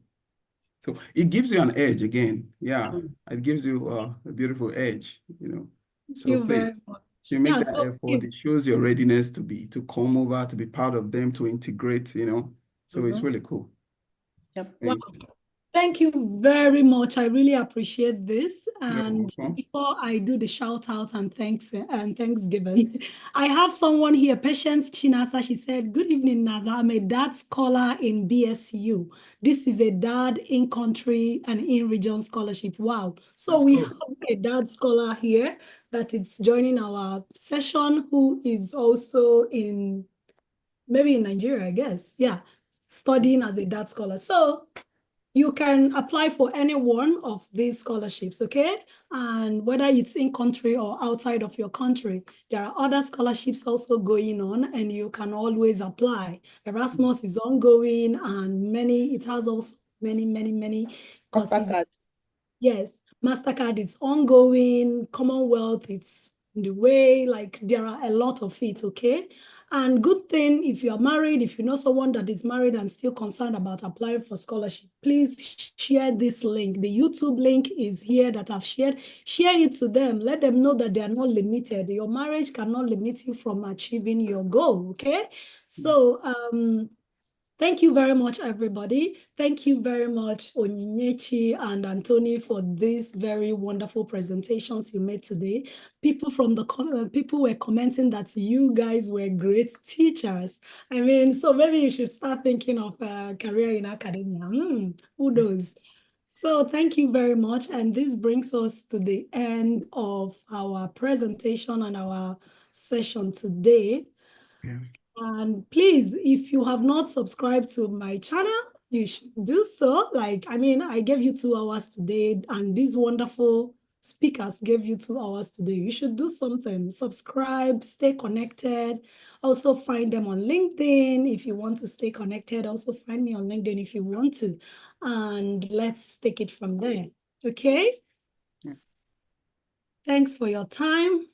I will send the link to the video is there. Those people that missed, some people said I'm just joining. Is there any link? Yes, the YouTube is there. We are recording live on YouTube as well. So you can always go there and check it out. Okay. Thank you very much and have a great night, great morning, great afternoon. Enjoy your weekend. Okay. Thank you. Oh, And please also, show your love as you go. Say thank you. Let's see that you're happy. and then, yeah, one more thing, please. So I see comments coming in. Maybe the participants, they are requesting for email addresses and maybe for handles. I think she will share that in the YouTube video as well. Maybe the link to, because I don't know if I can put my email right out here right now. No, I will. No, they Please, should. she'll do that. Thank you. Okay. And also please optimize your LinkedIn, which is really good. I'm saying this, I've not even done mine. You need to optimize your LinkedIn, your social medias and everything, which is super. All right. Thank you so much, everyone. Thank you. Thank you.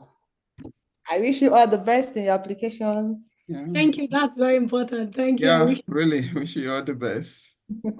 And please don't forget to subscribe to the channel so you stay connected for more videos and more of this kind of sessions, okay? I've shared the link on the comment section and I will do Super. that again. Goodbye, you all.